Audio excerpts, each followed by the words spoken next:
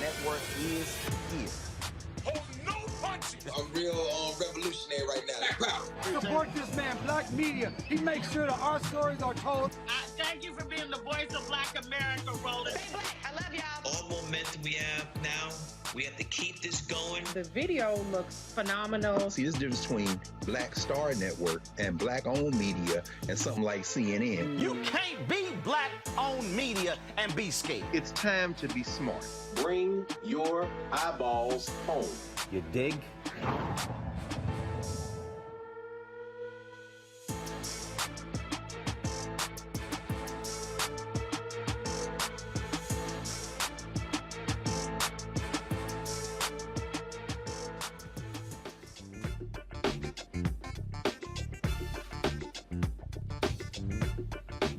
Today is Thursday, May 19th, 2022. Coming up on Roland Martin Unfiltered, streaming live on the Black Star Network. I am on the campus of Prairie View A&M University here in Prairie View, Texas. Big things happening on the campus, of course. We heard about the announcement of the retirement of Ruth Simmons, the president. We'll talk with her chief of staff about what PV is doing. Of course, school is out, but what is the future of the second oldest public institution in the state of Texas? Last night, I was in Cedar Hill, Texas, moderating a town hall with Texas State Representative Jasmine Crockett, who is seeking to replace Congresswoman Eddie Bernice Johnson in Congress. I'll talk with Jane Hamilton, who is her opponent in the runoff for the vote on Tuesday. Congress is making moves to deal with white domestic terrorism. We'll be talking with a New York congressman about a bill the House is advancing and what more can be done to confront this critical issue. NPR reports that the census greatly undercounted in 14 states.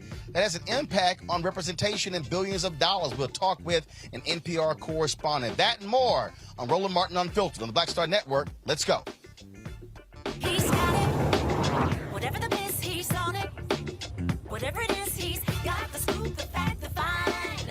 And when it breaks, he's right on time and it's rolling. Best believe he's knowing. Putting it down from sports to news to politics. With entertainment just for kicks, he's rolling. It's on go, y'all. It's Roland Martin, yeah. Rolling with Roland now. He's funk, he's fresh, he's real, the best, you know he's Roland Martin now.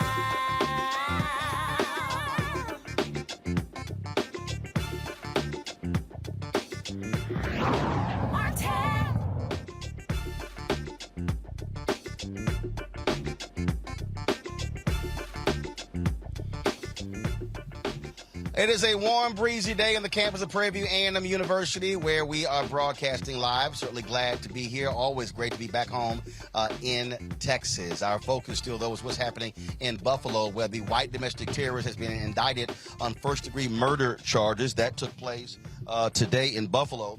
The Assistant District Attorney, Gary Hackbush, said the first-degree murder indictment, which covers all 10 deaths, was handed down on yesterday.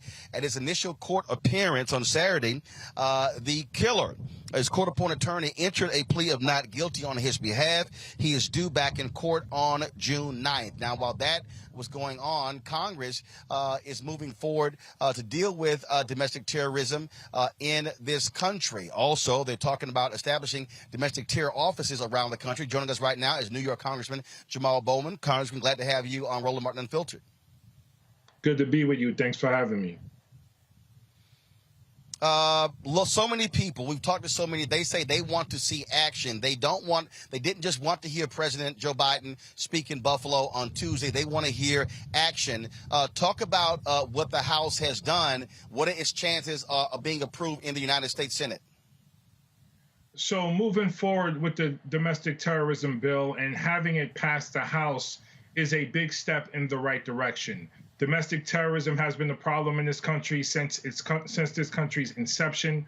The FBI and other law enforcement agencies have been aware of its presence and its growth.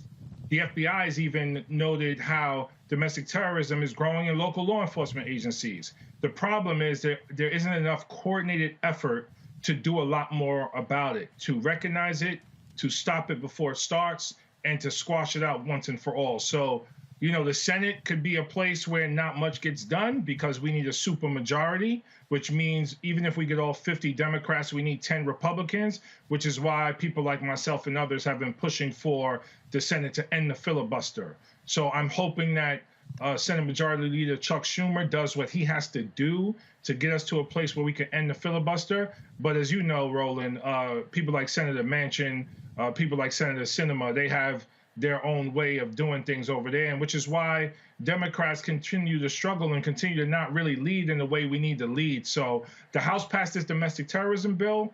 We have a resolution condemning white supremacy and the great replacement theory specifically. I want to talk a little bit more about that because we have to take a stand on what that is and acknowledge how it's radicalizing people across the country and around the world. Yesterday, I talked about that. You had senators like Senator John Cornyn of Texas.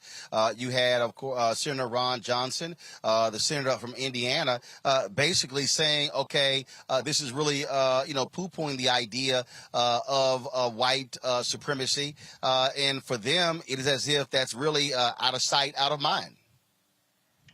Yeah, it's unbelievable to hear elected officials, particularly members of Congress, take that position. White supremacy has always been here. Let's, one, be very clear about that. But President Trump resurrected it in a way where now it's front and center at our doorstep, pretty much in every corner of the country. We also have to understand, you know, this monster in Buffalo, or this monster from New York who drove to Buffalo, had a manifesto. And in his manifesto, he was crystal clear. He is motivated and has been motivated by the great replacement theory, nonsense and rhetoric. He believes that there's a Jewish conspiracy to have blacks and immigrants, particularly Latino immigrants, replace the white race. And he wanted to do something about it. And he was inspired by Dylan Roof. He was also inspired by the Christchurch shooter who committed that massacre several years ago. So this is a real thing. And it's being peddled by members of Congress. It's being peddled by Tucker Carlson. We just had an insurrection led by white nationalists on January 6, 2021. So we're living through something that's right in front of our faces. Now, if my colleagues in Congress don't want to acknowledge it, fine. But the majority of us better acknowledge it, because for those who are Republican who believe they care about democracy, this is the number one threat to democracy right here. So they better step up and get on board. And for our resolution, we are engaging Republicans to say, look, this is on you as much as it's on us. Support this resolution. Make it bipartisan so that we can show the world that the U.S. Congress, the most powerful government in the world, is stepping up and condemning white nationalism and the great replacement theory. No, and again, what it does is it puts them on record. Congressman Jamaal Bowman, we're going to have you back because I definitely want to talk about what's happening in New York State with the decimation of black congressional districts, but we'll certainly do that next week. Thank you, sir. Good to see you. I appreciate it. Thanks a bunch. My panel, folks, is Dr. Larry Walker. He's assistant professor, University of Central Florida. Reese Colbert, founder of Black Women Views. And, of course, Dr. Greg Carr, Department of Afro-American Studies at Howard University. Glad to have all three of you here. That particular point that he just made there, Reese, forcing these Republicans to be on the record when it comes to this white supremacy resolution, that is important. Folks need to know exactly where they stand because, as we keep saying, we know that that's their constituency. That's their voters. And so this resolution is important, as well as this particular bill to confront white domestic terrorism in this country. Trust me, if this was a Muslim shooter, these white Republicans would be reacting a hell of a lot differently. Absolutely. That's what they do. See, the difference is that Republicans turn an isolated incident into an indictment on the entire race, on an entire religion, on an entire community of people. And what Democrats need to do is they need to be as disciplined and as relentless at sounding the alarm about this white domestic terrorism. Janet Napolitano, back in the Obama administration, actually warned about white domestic extremism being the biggest threat to this United States. And she was raked over the coals and even demanded to resign by Republicans. So Republicans have been pretending to have their head in the sand for many years on this, but the reality is that they are ginning it up because it results in political capital for them. It results in them continuing to win elections. And so I think that the Democratic Party needs to be more forceful. These votes are good, but they're not necessarily as effective if nobody hears about it except for those of us talking about it on this show or on Black media. And so they need to get loud. They need to be relentless. They need to be not scared. Don't be scared of offending a couple of white soccer moms that you think you're going to win over from the Republican Party. You need to really be out there because a lot of Black people are looking to see what the response is, and just simply spewing these platitudes is not going to be enough. So I'm encouraged by some of the some of the legislation. I have my thoughts on what I think is really necessary at this time. I think we need to move beyond slogans and move beyond branding, and we need to actually be moving on to policy prescriptions. But this is a good start. Larry, one of the things that other day, Donnie Deutsch was on Morning Joe, and he was talking about how Democrats should be hitting Republicans on this, calling them racist. Now, the issue is not sitting here calling folks racist. They've already accepted that. The thing is showing how their policies are having a direct impact that also is race-driven. This is a perfect example. If they are unwilling to stand up for a resolution condemning white supremacy, then that's what people need to know and understand. And so this is why this matters. We saw them complaining about baby formula, and then all of a sudden, when there was a vote to add $28 million to deal with that, 182 Republicans voted against it.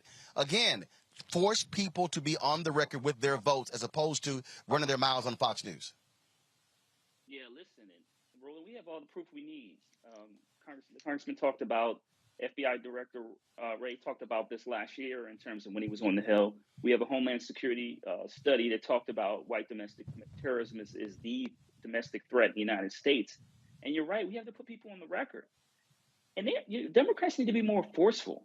They need to start talking about issues relating when someone in the Black community, one person in the Black community does something, there's always an indictment of the Black community. I don't hear any conversation about what's happening in this domestic terrorist's household. What's happening in this community?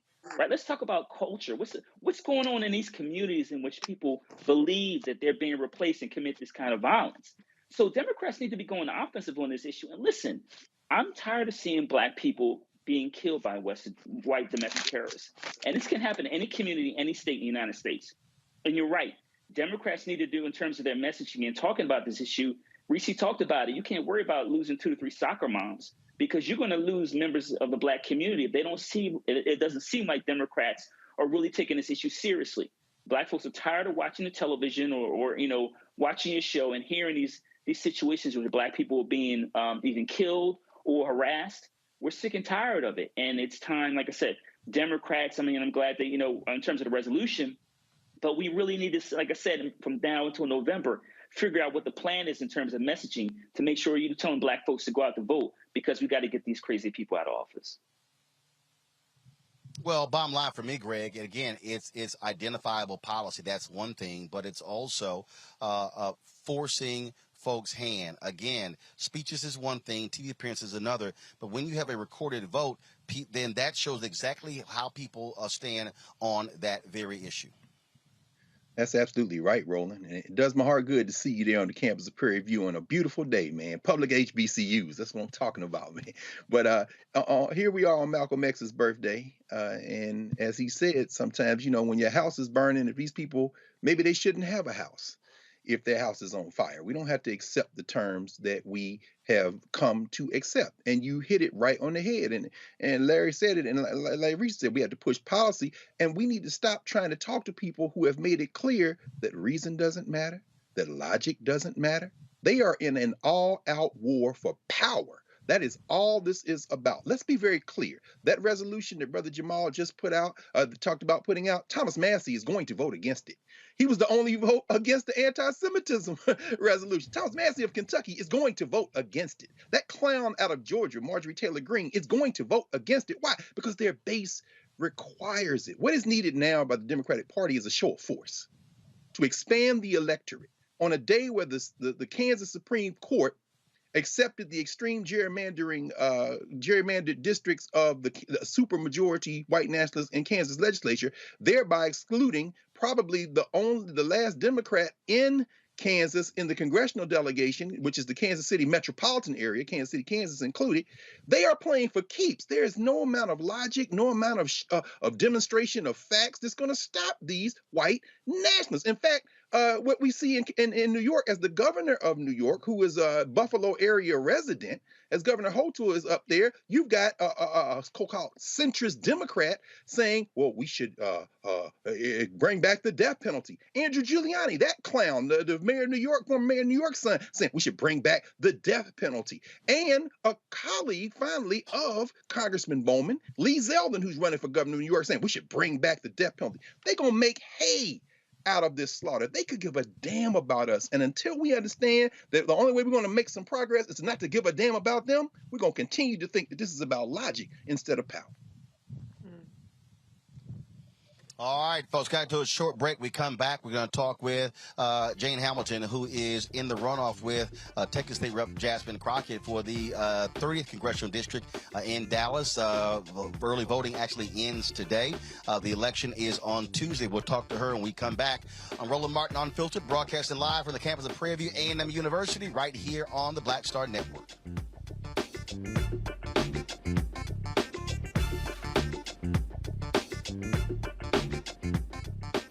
Next on A Balanced Life with me, Dr. Jackie, summertime when the living is easy, or is it? Summer vacations, class reunions, kids in summer camp, all fun, but stressful.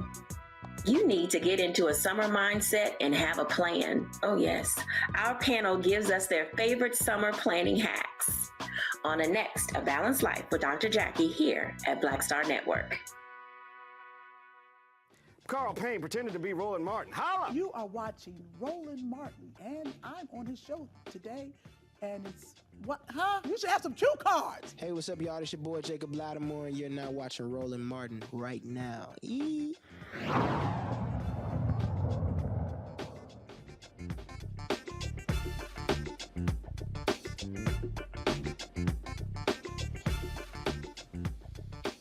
All right, folks, we're here on the campus of Prairie View A&M University.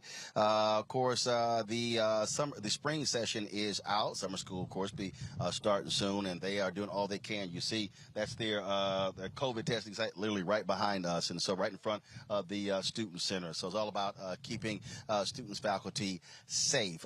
We are here in Texas. Yesterday, we were in Cedar Hill, Texas. I was moderating a town hall with Texas State Representative Jasmine Crockett, who is running to replace Congresswoman Eddie Johnson in Congress. The runoff is on Tuesday. She's running against Jane Hope Hamilton, who joins us right now.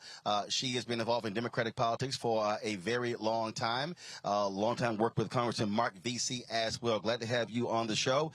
Jane, first and foremost, when we talk about the issues that people care about, I asked the folks there last night, the people who are attending there. Of course, I'm a constituent as well. I'm a registered voter there with a home there. People are still talking about income, obviously the economy, but also housing as two of the biggest issues they want to see members of Congress address. What is your plan to deal with the economy, but also to deal with housing if elected? Well, first of all, we are, number one, thank you for having me here with you today, for taking out the time to talk to me about this very important election. This seat has been served by Congresswoman Eddie Johnson now for 30 years. She announced her retirement, and we are in the runoff right now. You can also vote early tomorrow until 7 p.m., today until 7 p.m., and Election Day is next Tuesday. You are absolutely right. Right now, we are hurting. Constituents in CD30 are dealing with inflation. We are dealing with lack of opportunities right now, and we are dealing with a housing crisis, and we're dealing with a healthcare crisis. So when we talk about housing, we really have to look at increasing housing stock. That is just truly important. We have people moving in at a rate that is unbelievable from New York, from California, from all of these various places, and we just don't have enough housing, and we definitely do not have enough affordable housing. So we definitely have to look at increasing the housing stock immediately. I do know that there's discussions about that. There are plans about that on the city level, and we need to continue to push for that. In terms of jobs in the economy, Texas, and especially this area, we haven't necessarily had a lack of jobs. The issue that we have, especially in Congressional District 30, is that we have a lack of good paying jobs, right? So we have a lot of people who are raising children. I have a 7-year-old and a 3-year-old. And, you know, the jobs that are out here, they aren't paying what's needed. They are not considering inflation, high gas prices, high groceries, everything is going up, and the pay is not keeping up with what we need to live on. And so that has been the issue. People are choosing and making real life choices. Do I go to work or do I stay home and watch my child because childcare is too high? And that's what we're dealing with here on the ground. And so we have to make sure that we are working with businesses as well as working with elected officials to use our leverage to push on these companies to raise what they are paying. They do not have to wait for a bill from Congress, okay, to raise the rate that they are paying their workers. And so we're going to continue to push on that. But we also need to make sure that we are bringing jobs into Congressional District 30. I want to be on the front lines with Biden on the fight to bring back manufacturing jobs to the United States. 74% of computer chips are made in East Asia. That is a problem. We could be making those chips right here in Congressional District 30, but we need to bring manufacturing back. We saw in the pandemic that we were at the behest, really, of China, Russia, and the Middle East. You know, waiting for simple things during the pandemic like toilet tissues and, you know, whatever else other products that we were trying to purchase. And so we've got to get jobs back here, and Congressional District 30 is ready for those jobs. When you talk about that, yes, you're right. Employers don't have to wait for Congress on that, but the reality is they're not doing that. And so that's why the Poor People's Campaign has been talking about Fight for 15, but also cities and counties could actually do that. And so have you been pushing elected representatives on the city level and the county level to actually pass $15 as a minimum wage or a living wage? Absolutely. I have been in this fight now, Roland, for 23 years. I started organizing on the ground at the age of 21. That's why I have endorsements like State Senator Royce West and Ron Kirk and Congressman Vesey, having worked side by side with working people for years and with labor. As you know, our labor unions are on the forefront of that fight. I am endorsed by many of the labor unions here because they know that I have been with them on this fight to have these wages increase. But the truth is, Roland, that we have to, you know, have our elected officials really put pressure on people that we have relationships with, that they have relationships with, who have these businesses, right? To bring them to the table and say, hey, listen, how do we work together to get these wages up? What do we need to do? What do you need and what do we need to do to make this happen? We have to have those kinds of conversations. And another thing that I really want to see improvement on is that we are way too siloed, right? When you're in Congress, you tend to deal with your congressional colleagues. When you're in the State House, you tend to deal with your State House colleagues. When you're on the city level, you're dealing with council members. We have got to get, especially for Black people and people of color, where our city officials are talking to our state level officials and they are talking to our congressional officials, where we are together on letters demanding things of our business owners, of people who are right here in our district that really depend on elected officials for things that they need. We have to have a win-win solution, and we've got to be able to use our leverage and our numbers as elected officials together to sign on, whether it's a letter or whether it's joint legislation, whether you're looking at something in the House and then also looking at something in Congress and bringing it to them to say, this is what we want and this is what we need for our community. But we've got to be better aligned for our community. got a voter out there, let's say they're undecided, and they've heard what Representative Crockett has to say. They've heard what you had to say. What would you say is the one thing that you would say that stands out between the two of you, that person, you want them to pick you? What is that one thing?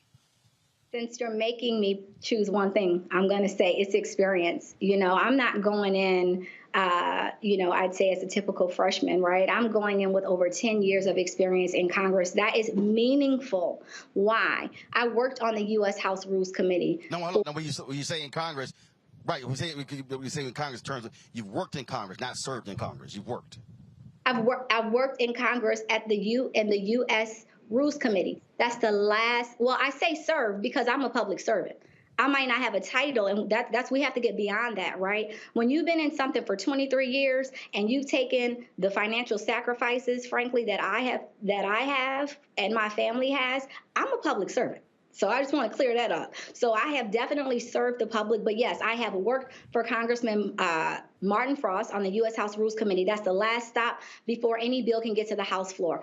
All kind of procedure happens at that level, right? I understand the process. I have also served as Congressman Mark Vesey's chief of staff, and I've earned my top secret clearance. I am ready on day one. I don't have to learn about how Congress works. And right now, we are in an urgent state. We have so many needs and so many issues on the table, whether it's jobs in the economy, inflation, healthcare, the housing crisis. And right now, we just don't have the time for on-the-job training. And that's just where we are.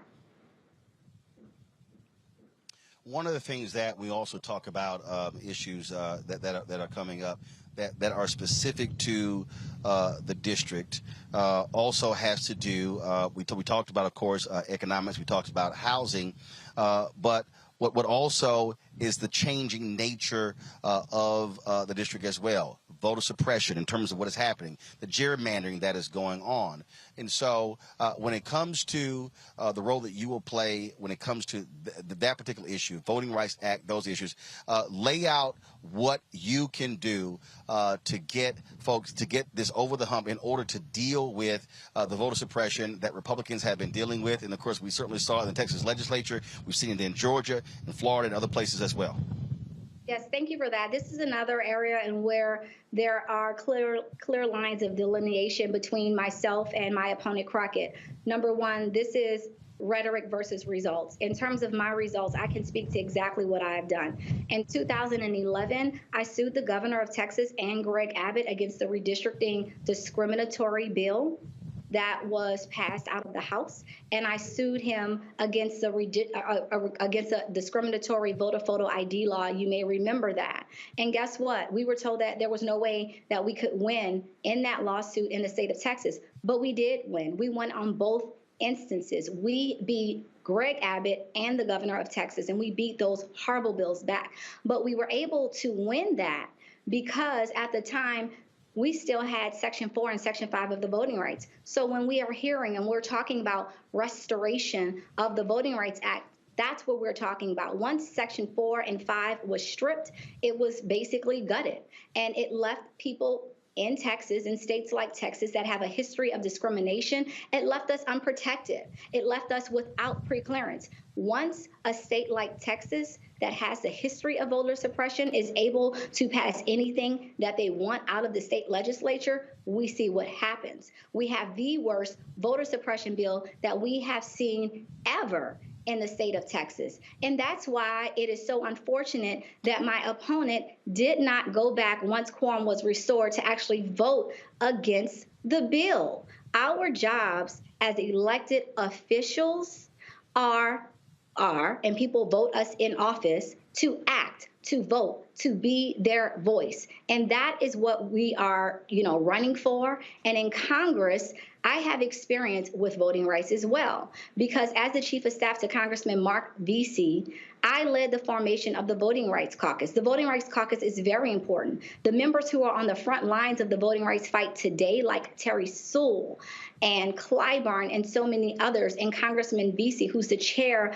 of that caucus, they use the Voting Rights Caucus to align on legislation, and to align on messaging. So the first thing that I would do as a member of Congress, first of all, is join that caucus and be on the front lines of the lawsuits that we have here in Texas and continue on with that fight. We talk about how what's happening there in D.C. But the reality is, as I said last night, congressional districts are made up of 700,000 people. It's about local politics as well. What will you do if elected to improve the cities in your congressional district? It's called, they all talk about bringing home the bacon. That's really what people send folks to Congress to do, not to focus on national or international issues, but focus on local issues. That's right. We want the money. We want the resources. It really is that simple. And the thing about this district that you mentioned early on is that, and you know it well, right, being in Cedar Hill and having voted, you have history here. And what we're seeing in Congressional District 30 is it has been one of the most packed African-American districts in the nation. It still is. However, it is a little bit more diverse when we talk about socioeconomics, right? We've got uptown, we've got downtown, and we have, those are some of the more affluent areas along Turtle Creek. But we also have some of the poorest areas. And, when we talk about health insurance, the highest numbers of uninsured in this district. And we are in a district of the haves and have-nots. How do we bridge that gap? In a city like Dallas, where 1 in 3 children live in poverty, in a city like Dallas, where we have the second largest mental health institution. That's the Dallas County Jail. Dallas has also been ranked as one of the worst cities for economic mobility. How do we tackle that? Well, first of all, we've got to be on the front lines of bringing in this $27 billion. And in order to do that, you have to have relationships. I am a coalition builder. I'm not somebody that's going to throw bombs at people or, throw a rock and hide my hand. I am very transparent. I love to be at the table and negotiate to get things done. That's what we're going to need. Because in order to get that $27 billion, we're going to have to work with everybody. We're going to have to work with our Democratic colleagues as well as Republicans, especially business owners, and we have to work with our community. As Chief of Staff to Congressman Mark Vesey, I am, along with him, responsible for securing millions in federal grants. And let me tell you about the pressure of that. When you have the city of Dallas going after the same money as a nonprofit community organization group, you have to make that decision. And Roland, make no mistake about it, earmarks are back.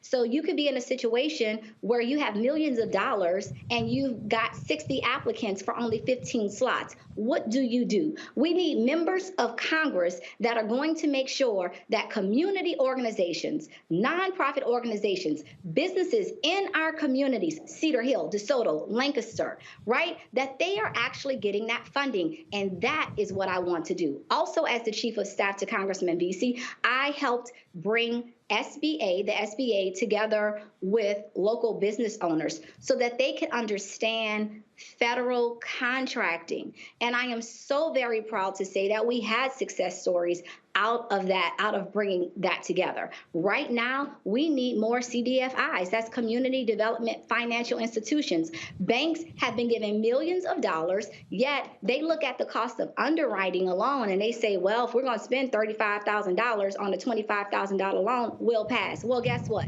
Now what we're doing is we're pushing them to get CDFI in our community that's going to work with people in our community so that we can follow the money. I am going to D.C. to follow the money, to fight for the money, and to bring the money home. Make no mistake about that. All right, Jane Hope Hamilton, we surely appreciate it. Thank you so very much. Election takes place on Tuesday. We'll see Tuesday night who is the winner between you and Representative Jasmine Crockett. Thanks a lot. Thank you. Bring the panel here real quick. Larry, Reese, and Greg. I'll start with you, Greg. We look at these elections. We see the runoffs happening in Texas. We look at Summer Lee there in Pennsylvania. And I keep saying this, how every vote matters. Lee wins that race by 400 votes. And we still see them counting ballots on the Republican side, who can represent them for the United States Senate in Pennsylvania. And I get a kick out of folks who are always talking about, what they want. They want tangibles, but you kind of got to have somebody who's in position, which means you kind of got to vote for them. And so that also, what jumps out at me, people need to understand you can't get things if you don't put people in place who can provide you things, and those people can't get in place if you do not vote. That's right, Roland. There are real choices to be made. Now, do we need independent black politics? Absolutely. I am number one in the line for that. But right now, we are in a two-party system. And so in cases like, as you mentioned, in Pennsylvania, our brother Malcolm Kenyatta out of Philly, he lost the primary and immediately said, I'm going to go out here and campaign for the nominee. Why? You got to understand, there are two sides in this. There's the white nationalists and there's everybody else. Now, this case is intriguing. Listening to Sister Hamilton, she's a policy wonk. She has worked on the inside. Now, this isn't a matter of ideology. I mean, the same congressman she worked for also endorsed Shontel Brown against Nina Turner in Ohio. So this isn't an ideological split here. What you got is two sisters who are running for a safe seat. Now, what I find intriguing is that, there's a sense in watching yesterday, Sister Crockett, and, Eddie Bernice Johnson sitting there with her, there's almost a sense that they're trying to confer an incumbency on her. But what I heard tonight was very impressive. I don't think we lose one way or the other, but my question to her would have been, when you come in with 18% of the vote against somebody who had nearly 49% of the vote and has probably more of those elected officials in terms of the Congress behind her, how are you going to distinguish yourself when you've got Ron Kirk, you've got the current Dallas County Commissioner, you've got a number of other people behind you, but it's not at all clear to me how she can overcome that kind of weaponized, conferred in kind of insurgent stuff. And maybe Reese or Larry, you can walk me through it, because I'm not close enough to that process to understand how to distinguish between those two sisters at this point, at least in terms of who's going to turn out and vote. Well, but I'll be honest, Reese. It comes down to how do you get your people out. I'm gonna use the Summer Lee race as an example. The AIPAC PAC dropped $3.3 million against her, supporting her opponent, flooding the airwaves. What happened? She simply out hustled them on the ground. This is the thing that I keep saying when you look at these races, these Democratic strategists, largely white, they love talking about to spend money, flood the television markets with the money. But at the end of the day, voting is based upon who turns out. If you knock on enough doors, if you get your people out, you can defeat endorsements, you can defeat money, no matter whether you're in Texas or Pennsylvania or North Carolina. That should be the lesson for any Democrat or anybody talking about them losing in November. No, it's not guaranteed the Republicans will win. You gotta outwork them and out hustle them. You have to, but I want to add to it, you have to have credibility. And when you have credibility and when you have relationships, which is part of that out hustling, then all the money in the world is not going to undo the relationships that you've built and the rapport that you've built with your constituents or would-be constituents. And so I'm with you, Dr. Carr. I found Ms. Hope Hamilton very impressive.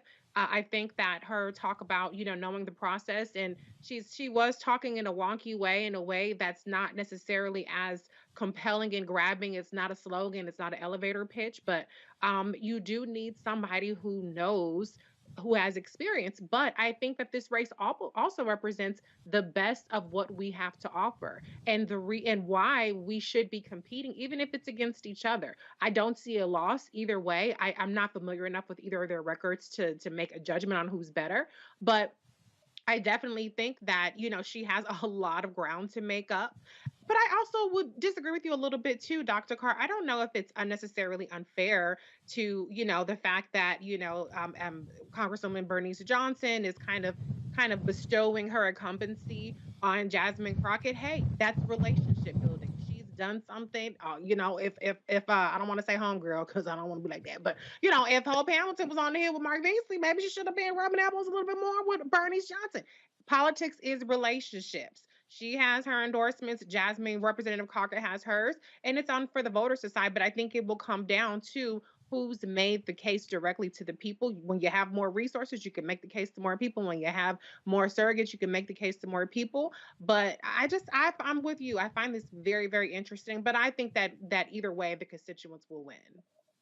But I did detect some shade. I was curious what she meant there because, it was a little bit of shade she was throwing about, work with things. So I don't know some of the nuances, but, I know that some of these younger, the Bowmans, and I like Congressman Bowman, and I like, Cori Bush and all them, but some of them are a little bit more flamethrowers and a little bit, less, collaborative in terms of working across aisle, even within the caucus. So I don't know if that was that about, but I think that either way that the constituents of that district are going to win. Well, Larry, I'll tell you this here. You look at the Oregon race where you had an incumbent moderate Democrat who lost to a strong progressive. At the end of the day, nobody is guaranteed wins. And so I get a kick out of these folks who complain when they face opposition in primaries. Well, no one just hands you an office. You got to earn it. You got to run, and you got to go out there and get the votes to win. Yeah, so we remember the story of Congressman Crowley, right? Yeah, so you got to do the work. And you just highlighted what happened in Oregon, but in terms of progressive candidates, you can win, but you gotta pound the pavement. As my former boss, Congressman Owens, used to talk about. And I want to kind of highlight a point that Reese and Dr. Carr made. I was very impressed by candidate Hamilton, what she had to say. So I'm a former congressional staffer, so I'm a policy wonk. So I enjoy hearing her, talk about all the programs, the SBA, et cetera, that she was involved in.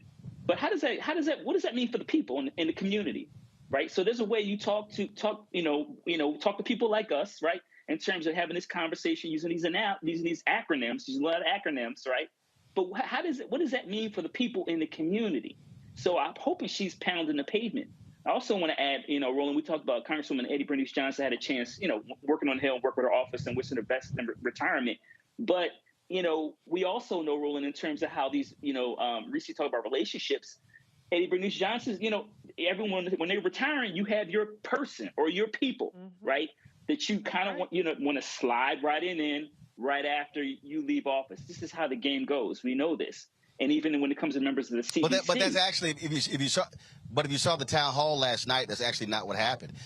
They didn't actually have a long relationship. It was actually what she saw. And Johnson said last night she asked Crockett to run.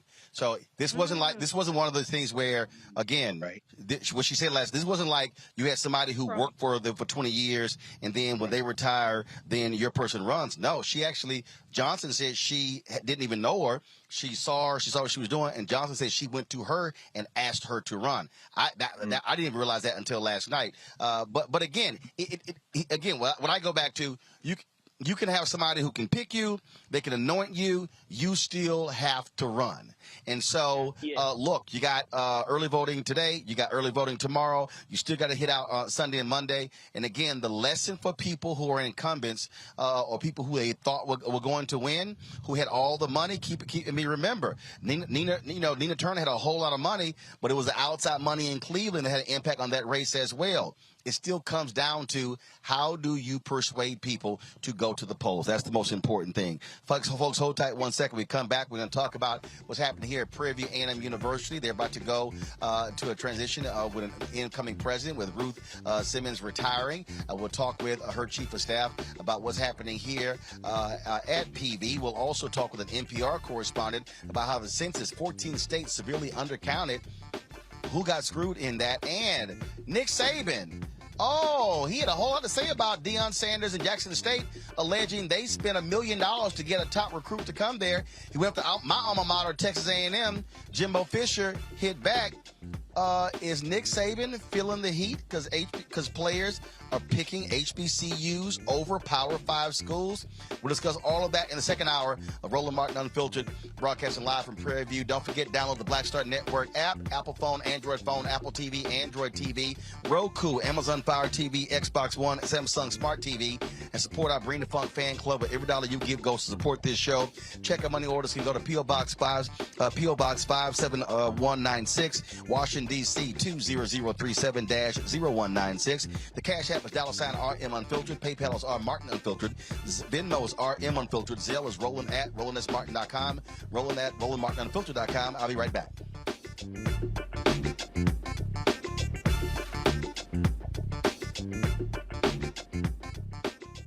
Why is it so hard to see Panther? What deal? Wow. I mean, if you go to Amazon, I think I tried. So I have a collection of That's a hard movie. They charge you $300 on Amazon. I was like, I'm not about to pay no $400 for a VHS copy. Yeah. What's the deal? Man, it is interesting, Roland. It is the movie they don't want you to see. Power to the people. It's funny. I made New Jack City. You can get it anywhere. Pasta, you can see it anywhere. But a movie that says that it is not an accident that we medicated the black communities right around the time when they were getting militant, when you had the Panthers starting to organize and people starting to vote and march on Washington. We let these communities get medicated. In fact, that comes up in The Godfather, you know, where they say, as long as it stays in the black communities. So we asked the question, they tried to ask us questions. I asked them, the reporters when we did, I said, listen, why is it a 13-year-old boy in the hood can find a way to buy a gun, some liquor, or a church, or some crack, and yet you can't find them to arrest those people? You can't arrest that dealer. Why is that?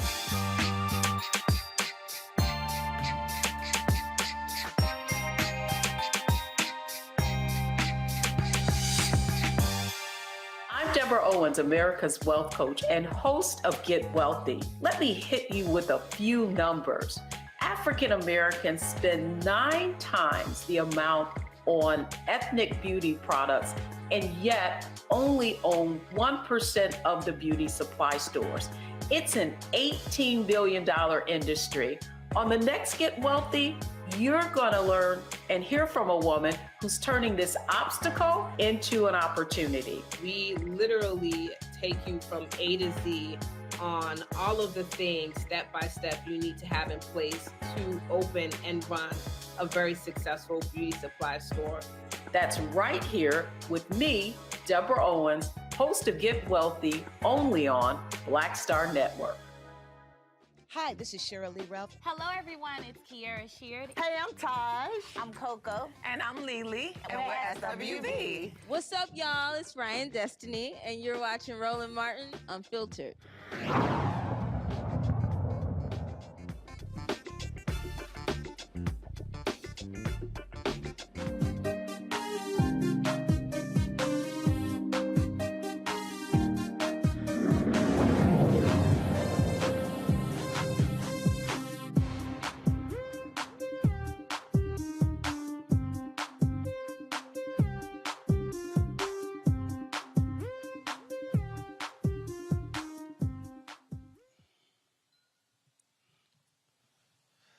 All right, folks, we're at the campus of Prairie View A&M University.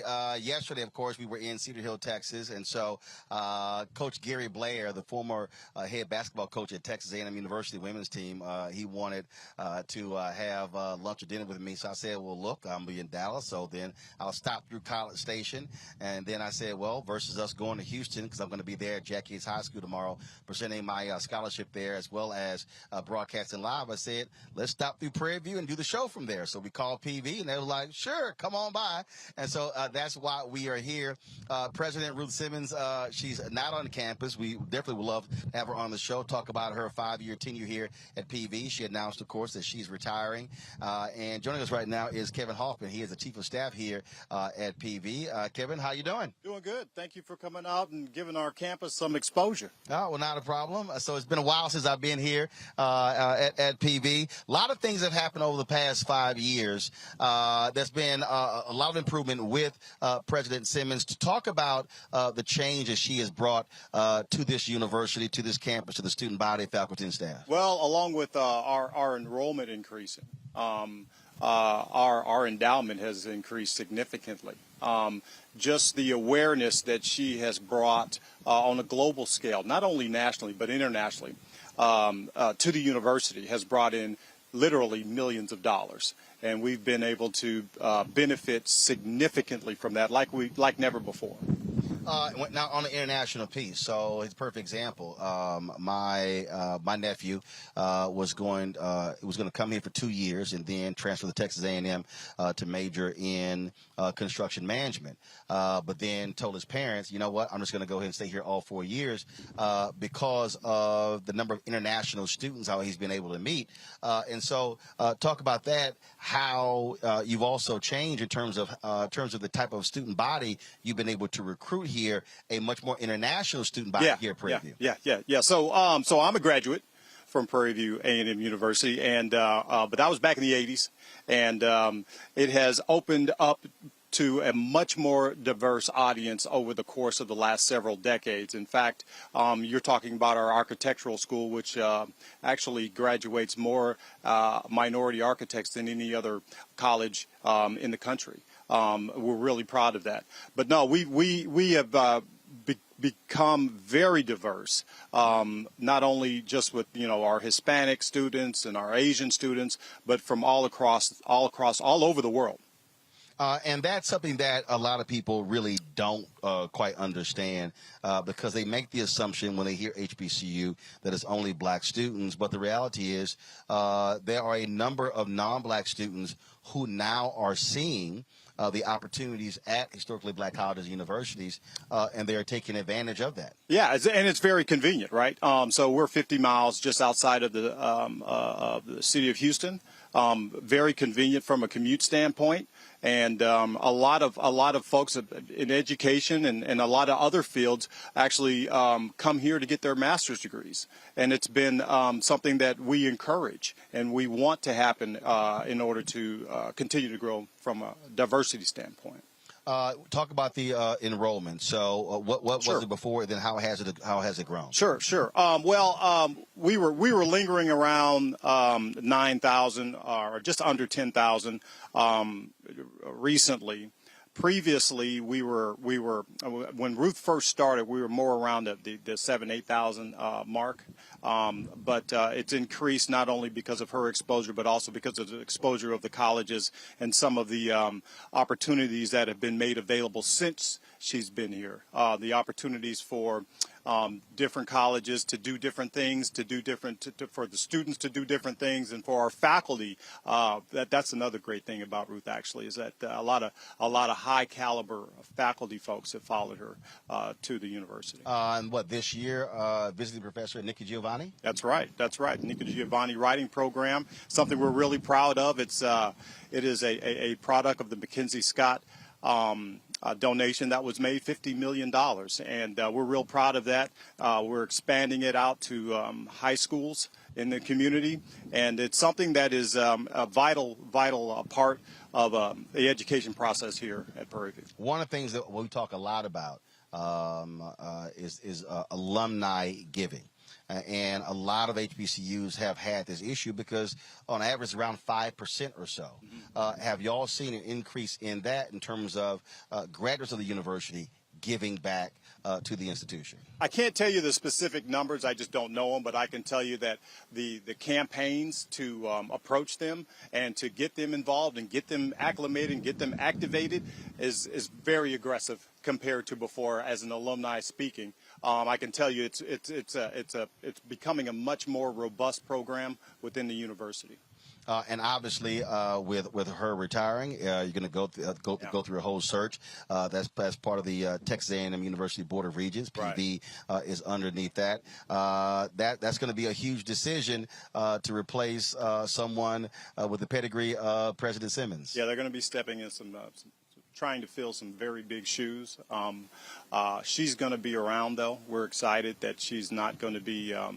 We're not going to be without her, and she's going to be working with the university and with the system. So we'll continue to be able to benefit from that, and we're looking forward to making sure that this process is a transparent process, and that the community at whole is aware and involved. And for folks who don't know, obviously we've been showing some of the video, but so much has actually changed because and not just buildings on this campus, but also the expanded living opportunities in and around this area as well. And so this university actually drives economic development in this county. Absolutely, we drive a significant part of the economic component of Waller County, and play a vital role as far as employing is concerned, and many other things. And we look at all of those entities: Waller County, the city of Waller, Hempstead, Hempstead ISD, Waller ISD. They're all our partners in this process as far as trying to develop and grow the county. It's one of the fastest growing counties in the state. And of course, folks may not realize the land this university sits on. Yeah. 1,400 acres, 1,400 plus acres, and the history associated with it. A lot of folks don't realize that this was a slave plantation back in the day, Alta Vista plantation, and it was dedicated to become what it is today. And who would have ever known that this campus would produce such productive people? And that's our saying: Prairie View produces productive people. After the years in which it was owned by Colonel Kirby, and it was a slave plantation, and look how far we've come. Absolutely. Yeah. The only mistake, y'all chose those purple and gold colors. That's the only problem. See, if y'all had chose Gramblin's black and gold, I would have a whole different reaction. So I'm just saying. No. Well, appreciate your comments. I have a unique appreciation for black and gold as well, so I really understand where you're coming from. But we're gonna stick with our colors here at Prairie View. Like I said, my nephew goes here. And so if I told him, if you want me to wear anything in Prairie View, just make it all white or something or just make it gold, make it white and gold. I said, but I can't wear the purple and gold. I hear you. I can't do it. Kevin, I appreciate it. Thank you. Thanks so much. Thanks for having us. I appreciate it. Thanks so much. All right, folks, we're going to go to a break. We come back. We're going to talk about the undercounting of the census with the NPR correspondent. 14 states and how we were impacted. You're watching Roland Martin Unfiltered right here on the Black Star Network.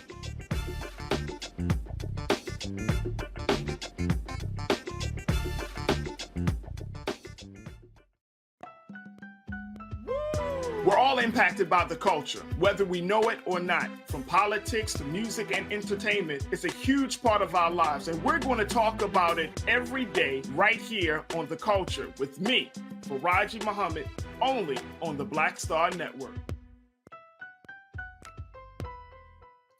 Next on A Balanced Life with me, Dr. Jackie, summertime when the living is easy, or is it? Summer vacations, class reunions, kids in summer camp, all fun, but stressful. You need to get into a summer mindset and have a plan. Oh yes, our panel gives us their favorite summer planning hacks. On A Balanced Life with Dr. Jackie here at Black Star Network. Hi, I'm Gavin Houston. Hi, I'm Carl Payne. Hey, what's up, y'all? It's your boy Jacob Lattimore, and you're now watching Roland Martin right now.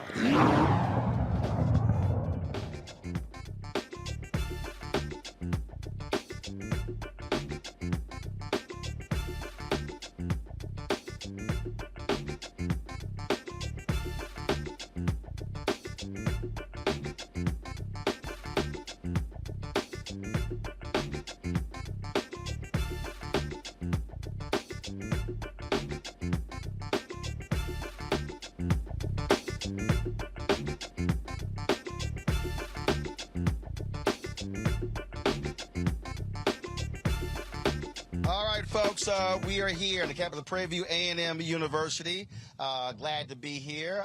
It's an absolutely gorgeous day. Y'all already know my golf clubs are sitting over there, so I'm like, You know, I could have easily got a guest host today because this is a perfect time to be playing some golf. But no, we're glad to be here with all of y'all. Let's talk about the census. We told you in 2020 how critically important the census was and the census count.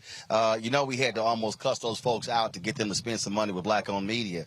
And we said this was going to happen, and we actually saw it. The Trump administration, they did all they can, assisted by Republicans in many states, to screw over people, to undercount folks. Well, now we know for a fact that this has had an impact on 14 different states. NPR reported this new census report confirming the undercounting in 14 states. According to the U.S. Census Bureau, the census did not count 1 in 20 residents in Arkansas and Tennessee. 4 other U.S. states had significant undercounts of their populations. That leads to a change in federal funding for more than a decade. In Florida and Texas, undercounts cost them congressional seats. Even though Texas added 2 congressional seats, they actually could have had more. Residents in 8 states were overcounted. In Minnesota and Rhode Island, overcounts saved them from losing seats. In the remaining 36 states, the overcounts and undercounts were not that significant.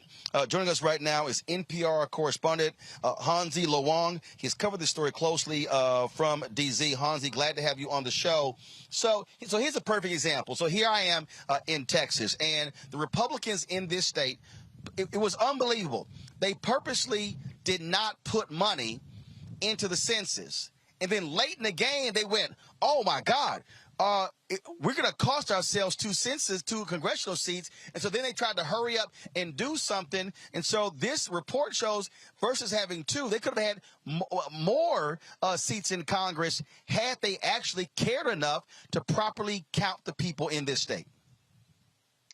Well, Roland, it's hard to say exactly how things could have turned out if Texas, if other state officials approached the 2020 census differently, because it's a very complicated, massive operation, the 2020 census. In addition to that, how those electoral college votes are divvied up among the states, that's a very complicated process that really is about how each state's population size is relative to one another. And it's about a ranking system that ultimately divvies out those House seats. But I just also want to make very clear to your viewers, it's 14 states that had significant net miscounts. 6 of those states had significant net undercounts. That's Arkansas, Florida, Illinois, Mississippi, Tennessee, and Texas. But 8 states had significant net overcounts. That's Delaware, Hawaii, Massachusetts, Minnesota, New York, Ohio, Rhode Island, and Utah.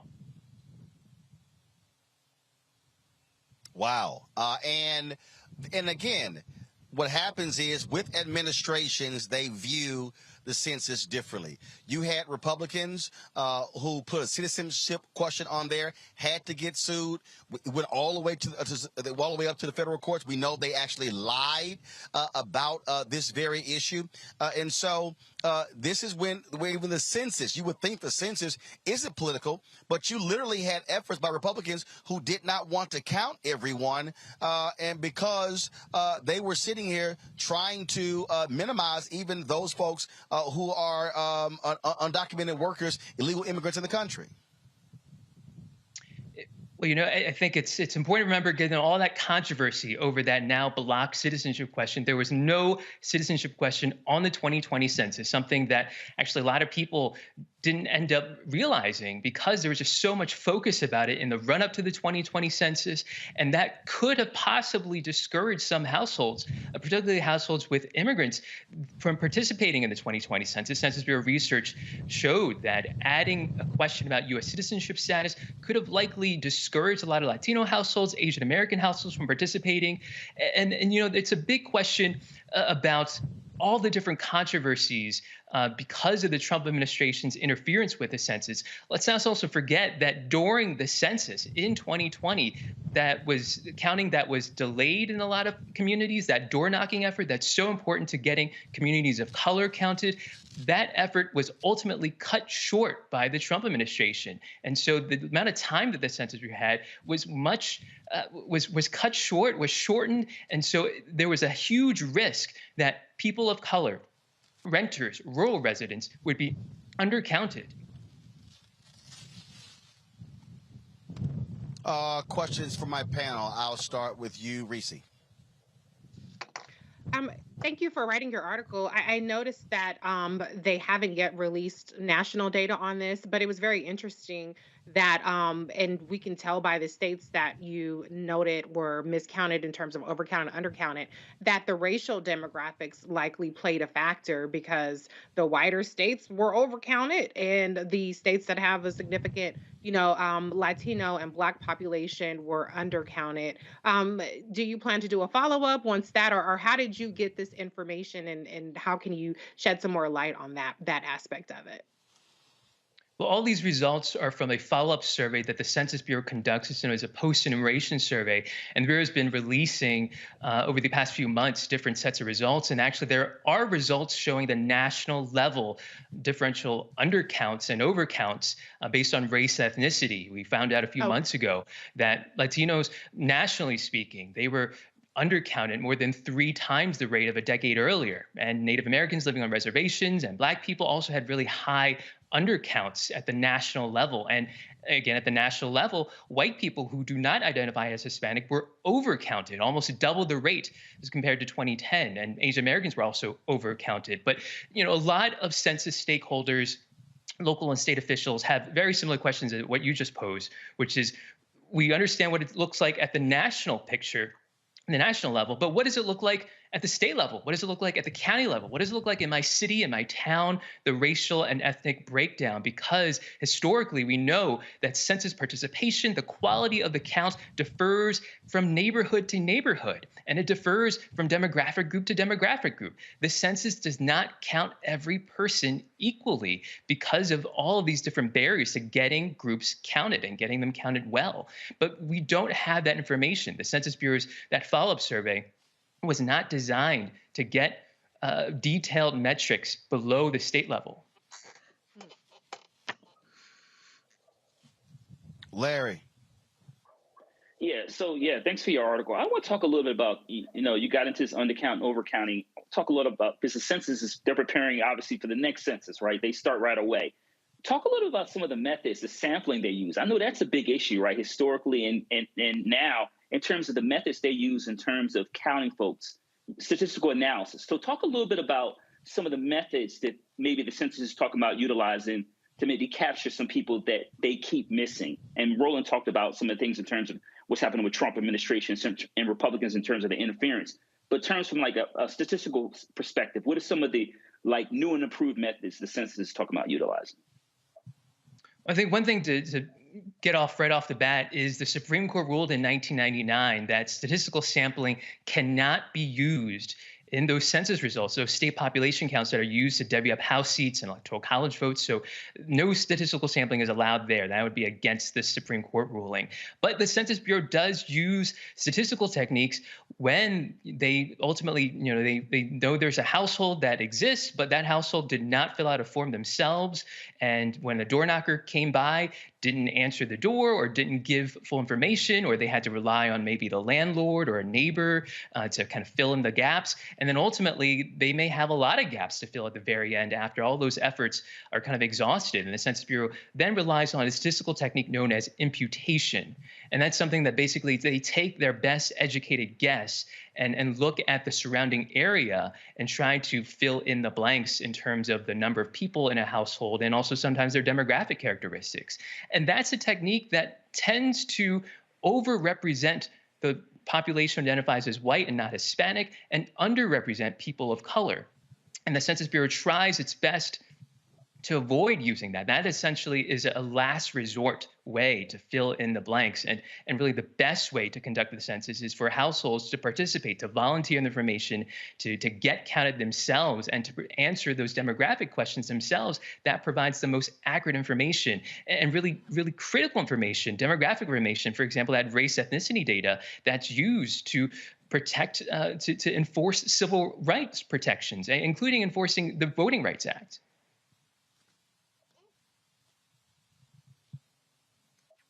Greg.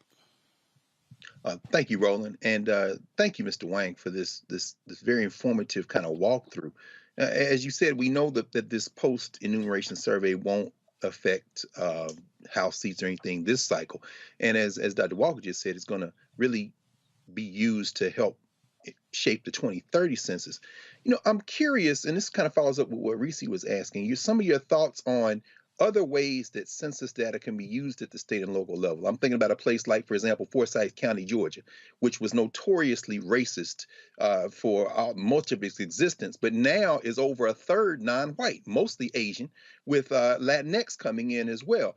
I'm wondering, what do you think that census data can tell us about migration patterns, about changing populations at the state and local level that can help perhaps even inform and shape our politics, as we see this guy in Buffalo worried about a white replacement, but it isn't really, in terms of a national level, something that is, for me, as compelling as thinking about it at that state and local level. And how might this data that we have now help us think about how politics works out on racial and cultural lines? Well, the census is a once-a-decade snapshot of who is living in the United States, and that includes all the states, all those counties and cities and towns and villages in some parts of the country. And really, local and state officials rely on this data to get a sense of who is living in their communities and who might be living in their communities over the next 5 years and the next 10 years. Demographers rely on the census data to essentially set a new baseline in order to form their projections and in order to come up with population estimates of, our community may be looks like a certain way right now, but maybe 5 years, 10 years down the line, it may look a different way. And maybe they have to plan for more young families coming in, or maybe they're planning for an aging population. These are all the questions and trends that local and state officials are trying to stay ahead of in order to do that planning. And certainly folks in the political world are also trying to stay ahead of in order to think about how to organize voters, how to reach out to voters, and think about their future constituents. Thank you. All right, Hansi-Lo Wong with NPR. We certainly appreciate it. Thanks a lot for this report. You're very welcome. All right, folks, when we come back, Black Lives Matter Global Foundation held a virtual news conference today, unveiling where they stand when it comes to transparency and also the fiscal health of the organization and their leadership. We'll show you some of that. We live streamed it all as well. So you can go to our YouTube channel or the Black Star Network app to check it out.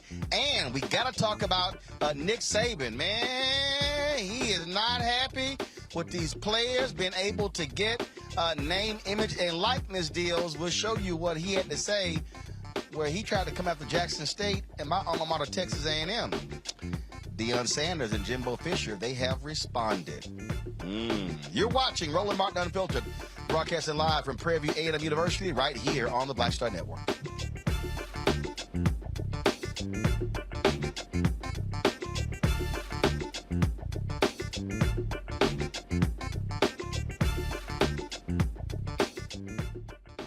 Welcome you to the launch of the Mass Poor People's Low Wage Assembly and Moral March on Washington, D.C., June 18, 2022. We are a new, unsettling force, and we are powerful. New, unsettling force, and we are here. We're rising up to demonstrate the compelling power that we, poor and low-income people, have to reconstruct society from the bottom up. And we need to do it with the loudest voices possible, the biggest actions possible. Because we know that there is no scarcity in this land. The only scarcity is the moral will to do what's right. Hold on, just a little while longer. We are those with sub-minimum wage jobs who can't afford sky-high rent. People with disabilities are the fastest growing minority group. It's crazy to me that in 2021, it's still legal for workplaces to pay a sub-minimum wage to people with disabilities. There are still so much trial and tribulations that we go through as Indigenous people. We can't get a decent wage to sustain ourselves, nor can we get adequate housing. Veterans across this nation say enough is enough. We can't pat essential workers on the back on one day and then cut their health care the next day. Health is a political choice. What more do I need to do to prove that my voice is just as valuable as anyone else's? There are still forces in denial that would try to slow walk our transition to a clean economy and a just future for us all. We have an immoral system run by immoral people. But together we walk and we fight. It's time for a change. Reconstruyamos esta gran nación. See, we are people of resilience. As we fight these interlocking injustices together, when we work together, mobilize together, and rise together, we become a voice for the voiceless, and we become an agent of change in a time where great change is needed. We need the third Reconstruction to ensure that deaf people, people with disabilities, and all people can have the right to live and to thrive. We know what they are doing, but the question is, what are we going to do? Reconstruction begins when we change our mentality and say it's time for you to get your foot off of my neck. I know justice is coming soon.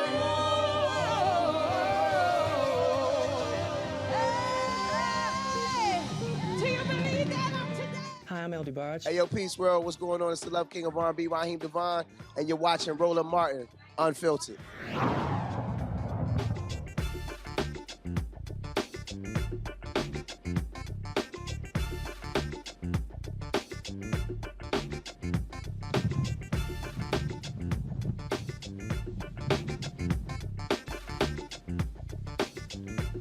All right, folks, Roland Martin here on the campus of Prairie View A&M University.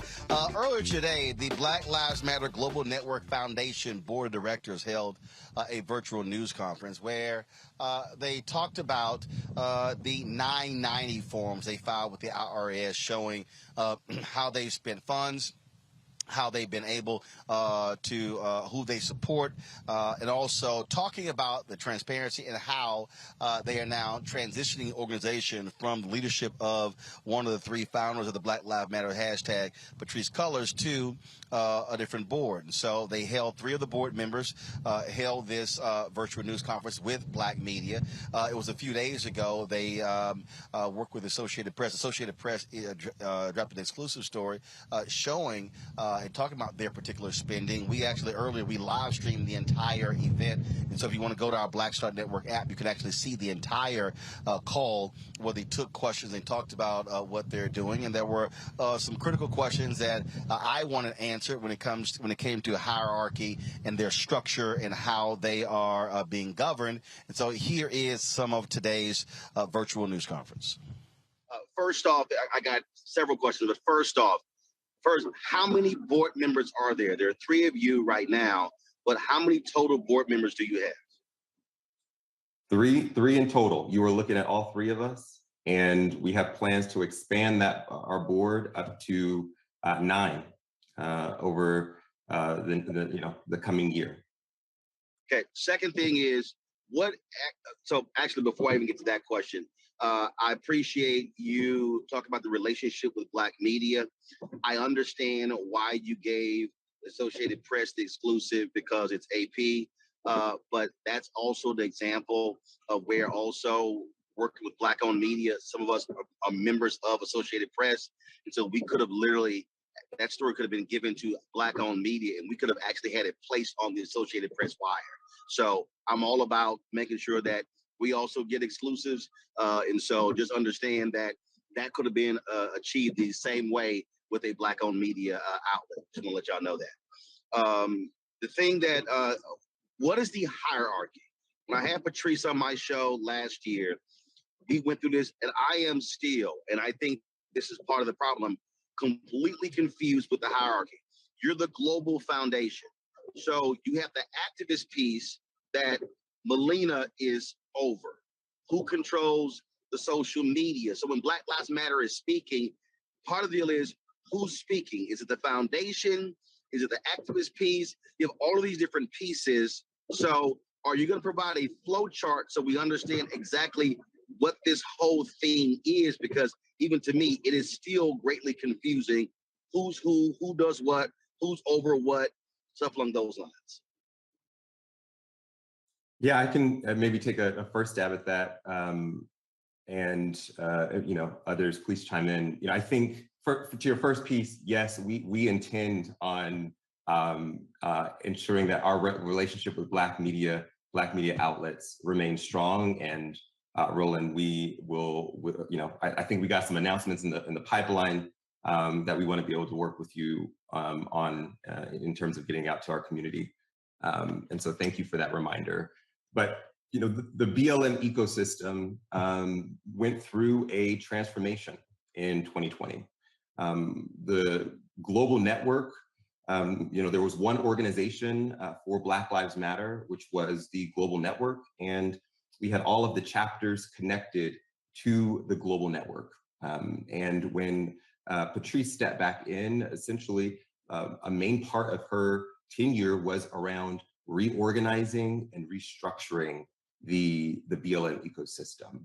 And how that happened was the foundation, of course, understanding that we need to be able to resource the front lines and build Black power, and ensure that we are disrupting philanthropy for Black people. The foundation has turned into that as mentioned, the largest abolitionist philanthropic foundation organization that has ever existed in the nation's history.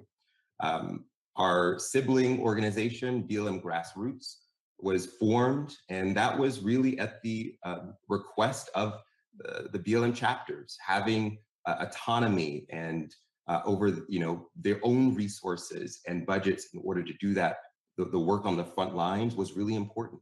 And so BLM Grassroots was formed, and to your point, my dear sister Melina Abdullah is the director of BLM Grassroots. And so they do the frontline organizing on behalf of Black Lives Matter.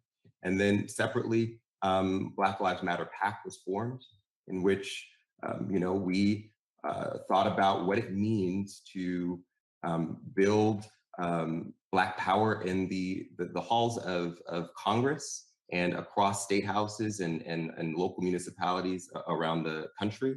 And what does it look like to bring the demands from the streets to the halls of power? And so that part of the BLM ecosystem really focuses on electoral work. And so those are the three different sibling entities of Black Lives Matter, sort of as it relates to us. But of course, the idea, the movement, Black Lives Matter is much bigger than just three organizations.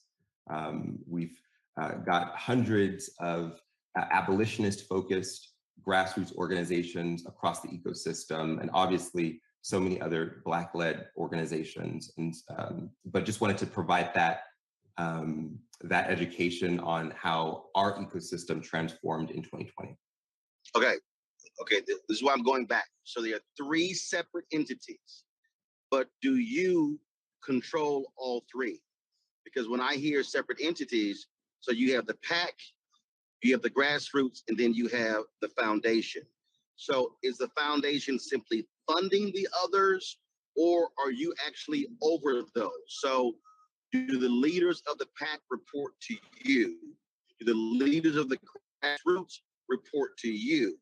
So that's why when I hear hierarchy, so I know what Melina's title is, but who does she report to? Or does she run that entity? Does that entity have its own board? Does the PAC have its own board? Or do they have their own infrastructure? That's why I'm saying it's still sort of like all these different pieces. Yeah, great question. Yeah, in hierarchy, and I know we are a decentralized movement, and so it is sometimes hard to talk about it in terms of hierarchy. But to answer your question, yeah, they are not all, so if you're looking at a map, they all have dotted lines next to each other, right? So they're their own autonomous organizations. The C3, which is the foundation, BLMGNF, as a C3, we represent that board. We are that board. And then BLM Grassroots has its own organization and structure and governance separate from the foundation. They do not, quote unquote, report to us. Melina Abdullah, as the director of BLM Grassroots, has a team that she works with, which is very separate from the governance structure of the foundation. And then that is the same for the PAC. The PAC currently, though, is sort of co-run by both members of Grassroots and the foundation. So an advisory board runs the PAC at this moment. And so Melina Abdullah sits on the advisory board. Angela Austin from BLM Michigan sits on the advisory board. And then, members of the foundation sit on the advisory board as well. But it is a separate organization, autonomous, has its own reporting structures, and a separate entity as well. It is organized as a PAC and not a C3. Again, folks, if you want to see the full discussion, just simply go to the Black Star Network app. You can do so. I want to bring in my panel now, Larry, Greg, and Reese. So, Greg, I want to start with you. This is something that a number of right-wing organizations obviously have been attacking. Black Lives Matter, the grassroots folks, the foundation as well. You've had black reporters with New York Magazine and others that have actually done some of this reporting as well. So I think several things I think have been at play here. First and foremost, let's just be real. This was an entity that was grossly unprepared for the influx of funds and attention. It was literally, as some said, trying to build a building and actually run a business while you're building the building in the building. And I think what you're seeing here is a very deliberate attempt to try to get a handle on these three distinct pieces. The reason I kept asking for the clarity there is because if someone is giving money to, quote, Black Lives Matter, what are they giving it to? You have this separate entity, which is the grassroots piece.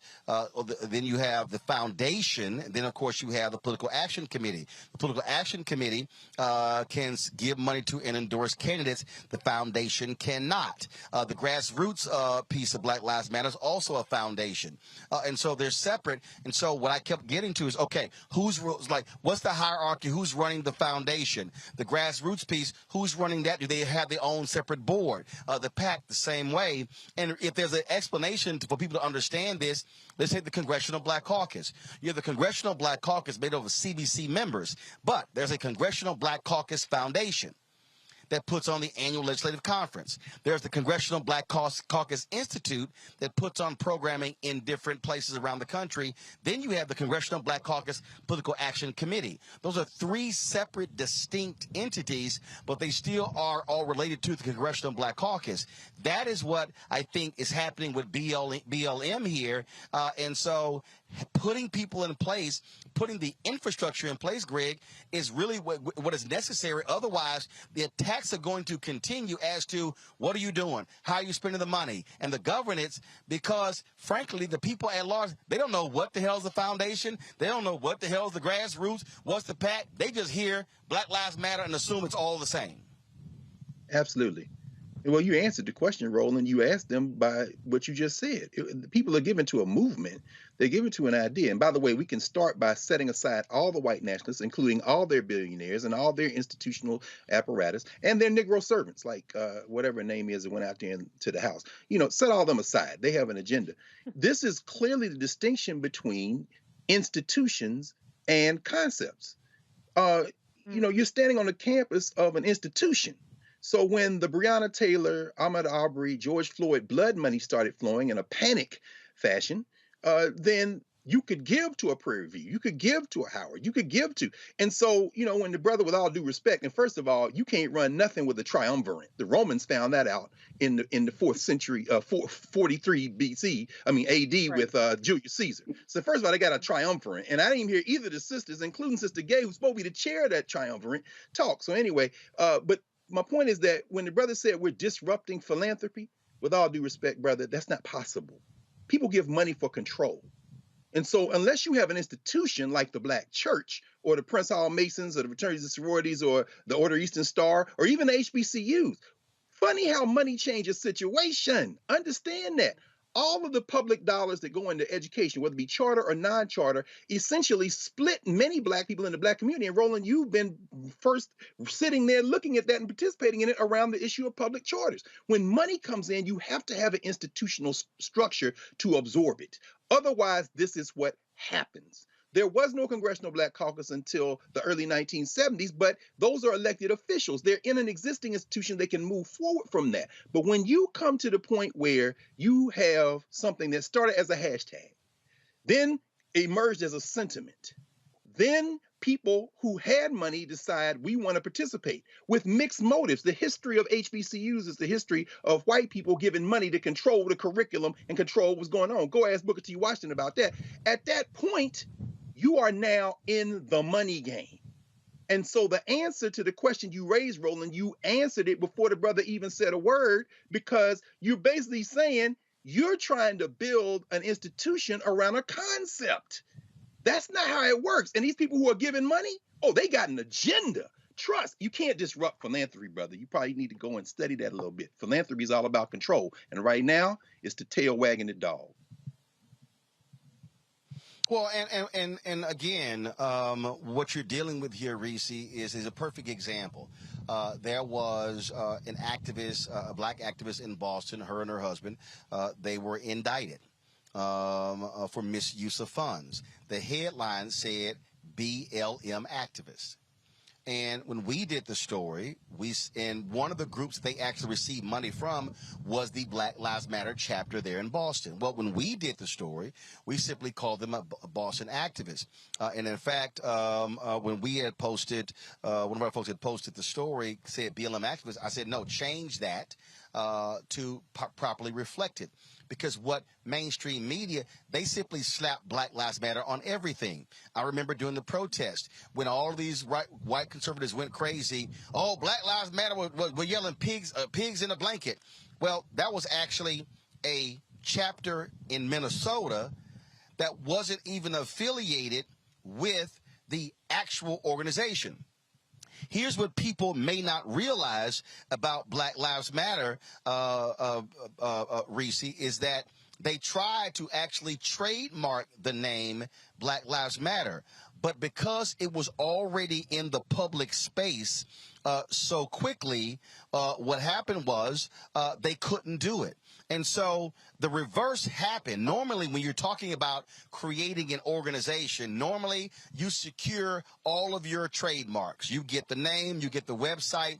Well, this was as if 10 horses jumped out of the barn and they are trying to like hold the reins and they're being dragged along the way. And so all of a sudden the people are giving and these things are going. So you've had people who are over Black Lives Matter chapters that are not actually a part of Black Lives Matter. And so that's why I also asked on the activist side, what's their process? They've now created a process to certify the chapters. And so much I think of what's been going on here is, again, you didn't have the proper infrastructure with all three components. And so they were easy targets for criticism inside of the movement and outside. And I think now what they're trying to do is again, grab those reins and pull back. No, and now to be able to control as best they can, because it was really just going all over the place because it frankly, the movement was outpacing the infrastructure because there was none. Yeah, but I think it cuts both ways. I think the ambiguity and the notion and the idea that people were contributing to has greatly benefited Black Lives Matter, the Global Foundation, to the tune of over $100 million. And I think it's a little bit of a cop-out. I mean, yes, they've had to scale up massively because a massive influx, but they've been a multi-million-dollar philanthropic organization or movement for many, many years now. So I'm not going to let them off quite that easy. But I mean, my background. No, actually, it hasn't been. It hasn't been many years. No, seriously, The reality is this. Getting at least It hasn't $1 been. million since you don't think so? Because I mean, No. I've First of heard all, reports here's the about- deal. Okay, you let me know then. No. The timeline is a timeline, and that is when you follow the 990s. And again, what I have been trying to do over the last 5 or 6 years is even asking questions is like, okay, who are you and who's over what? Who's doing what? It wasn't until today when we were asking the questions that, oh, Black Lives Matter grassroots, they actually raised their own money. Black Lives Matter Global Network Foundation raises their own money.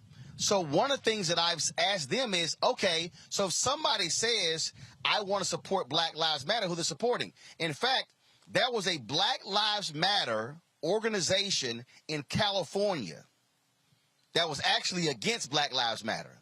Okay. That's right, bro. And that's right. A corporation or several gave them like $8 million. And when they got exposed, they had to, get the money back because there was an actual group called Black Lives Matter, but they were not actually down to, as Greg said, with the concept. And so that thing has been happening. So because they were unable to trademark the name, literally hundreds of organizations across the country can call themselves Black Lives Matter. So part of this deal is folks didn't know who the hell they were giving to. And so this is also the battle that's been going on as to if you're supporting the Black Lives Matter movement, who do you actually give to? So even now, the Global Network Foundation, I was on the phone talking to someone. So if I actually want to support the protest and the activism, I need to go to that Black Lives Matter entity. If I want to support Black Lives Matter supporting candidates, I need to go to their PAC. But then if I want to then support Black Lives Matter Global Network that's supporting other abolitionist groups, I got to give to that entity. Part of their struggle is conveying to the public who the hell does what. Because for the public, it's just one Black Lives Matter. It's all the same. Well, my point wasn't that they've gotten 100% of the donations that people believe are going to Black Lives Matter. My point is, for many years, they've been getting some level of donations. What proportion of that, of all the Black Lives Matter donations are, I don't know that. But I would imagine it's been at least 1 million. And so I think as soon as you start getting any kind of donations, there needs to immediately be a lot more accountability in place. And I've read reports and I've seen grassroots complaints about the lack of infrastructure, the lack of many of the things that they are resolving right now. But the point that I want to really hone in on is I think that it's good to be transparent about where the money went, but what they need to be more transparent about is how the decision making happens to who gets the money. For instance, with Patrisse Cullors, her partner, the father of her child, he provided services. That's not to say that there's anything corrupt about that, but, was it sole source? What kind of, proposal process went into determining who were the security services? Who were the people that were providing event services? So there is a number of things that they need to do, because one thing I know as a person who works in finance is the appearance of impropriety is just as important, or avoiding that is just as important of actual impropriety. And that's what they're not getting right now. And I think that some of the criticisms or some of the pushback around, well, people are racist towards Black organizations and Black organizations have a lot more scrutiny. True. But when you're $100 million organization, that kind of goes out the window. You have to hold yourself to a higher standard. So what I saw is still falls way short of that, but I'm going to give them the benefit of the doubt that their intentions are good. But 2020 was 2 years ago now. So they need to speed it up. 3 people is not nearly enough. I need to see some org charts. You need to have a lot more stuff going on. Even on their Twitter, there's no, have a link to a Black Lives Matter PAC Twitter account, have a link to the grassroots Twitter account. They're really, they're contributing to the. Reese, what you're laying out though is literally the question that we were asking today. And it's because I know that's what I'm saying. Perfect example. And they don't have the answer. No. Hold on. They actually do have the answers.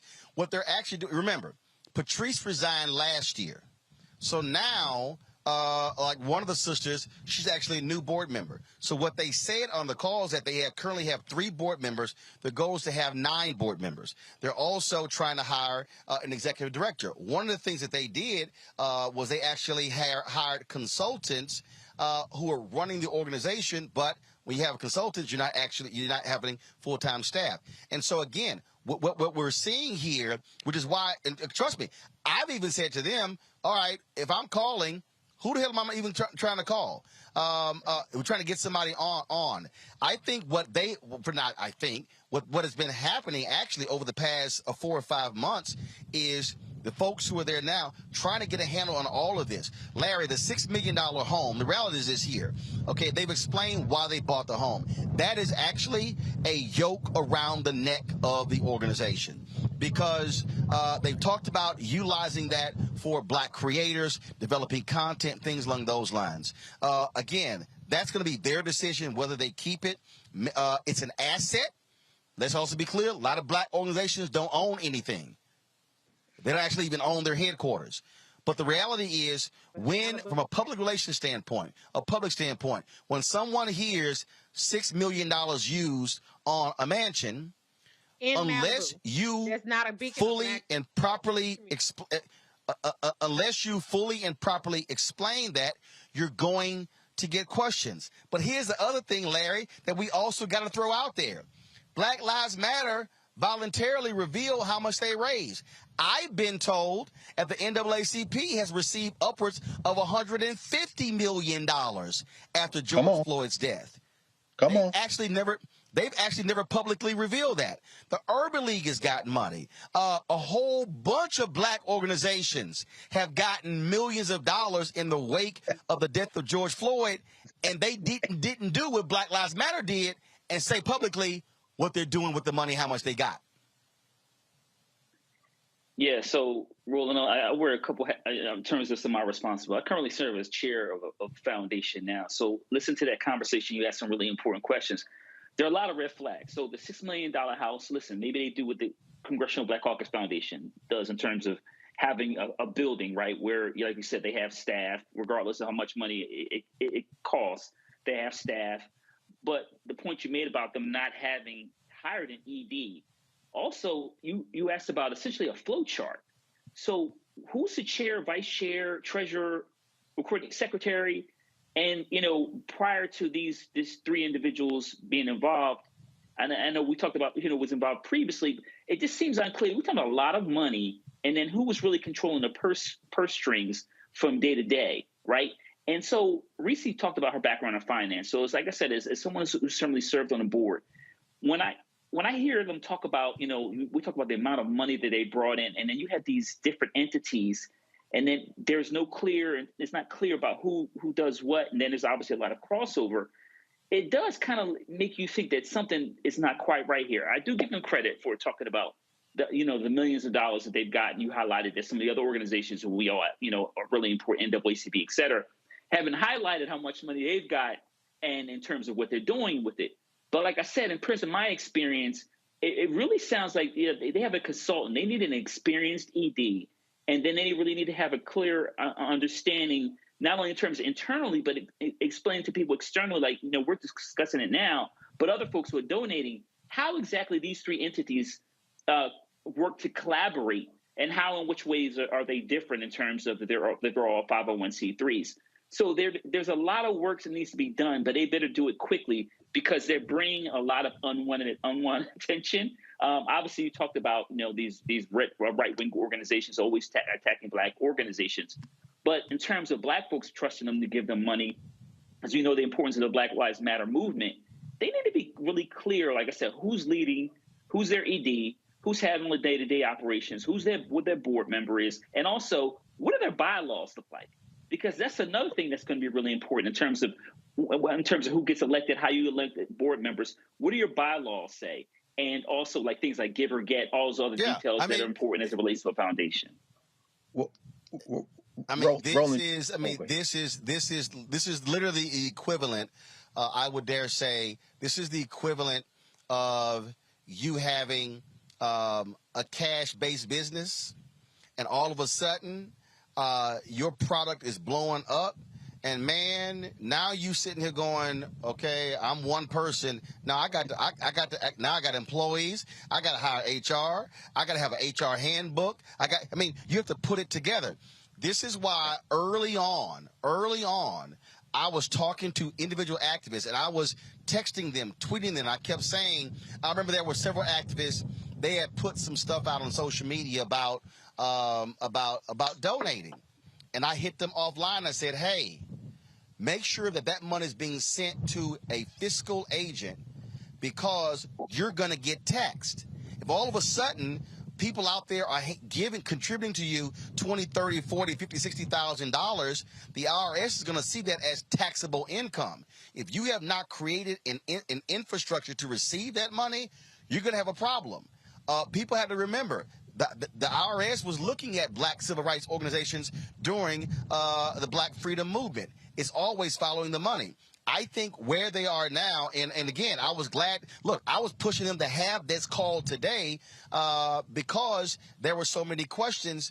And again, when people are raising questions and no one is actually responding with the answers, that begets more questions. And the only person who was out responding was Patrice, obviously, because her name has been associated with it, but she resigned a year ago. So part of the deal is, how is the old person, the old leader, responding to current questions? And so that's also what's going on here. And so what I've asked them, I would like for them to come on this show because I have more questions that I think need to be answered so people have a better understanding of what's going on when it comes to what they're doing. But I will say this to everybody who's watching, to all black folks. And this is very clear, I am not saying do not question Black Lives Matter. I am not saying do not hold them accountable. What I am saying is, black folks, we had better be willing to question other black organizations and other entities that supposedly have black interests, because a lot of times we are more willing to criticize our own than other folks and challenge them on what they're doing with the resources and the money that supposedly is supposed to be impacting black folks. And so that's one of the critical things that I think is also important. I think, Greg, you wanted to make a comment there? Yeah, right quick, Roland. I know we got to go, but you know, it's funny because we live in a society where our attention spans are short and our memories are maybe even shorter. We know that this started with Alicia Garza and Patrice Cullors and Opal Tometi off a hashtag. I think Alicia Garza tweeted something like "Our Lives Matter, Black Lives Matter," and then Patrice put the hashtag on in the wake of the Zimmerman verdict.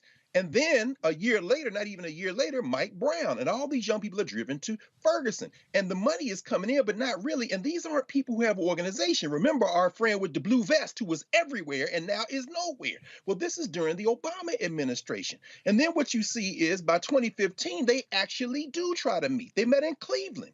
These people who didn't know each other, some people did. They brought in elders. How can we form a network? That was called the movement. That was called the movement.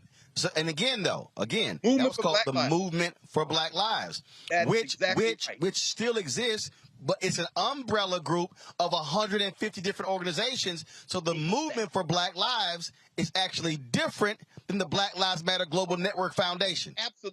Absolutely, Roland. Exactly. I mean, people like our sister down in Jackson, Chokway's sister, Rukia Lumumba, all of them, they were there. And so you're exactly right. And so, of course, then what happens, of course, is the 2016 presidential election. Remember when the sister came and disrupted Bernie Sanders, and you had these folks many of them know each other, many of them don't. It was a movement. And then, of course, Donald Trump and the white nationalists are able to use the phrase as something to organize against. And who could have saw this coming?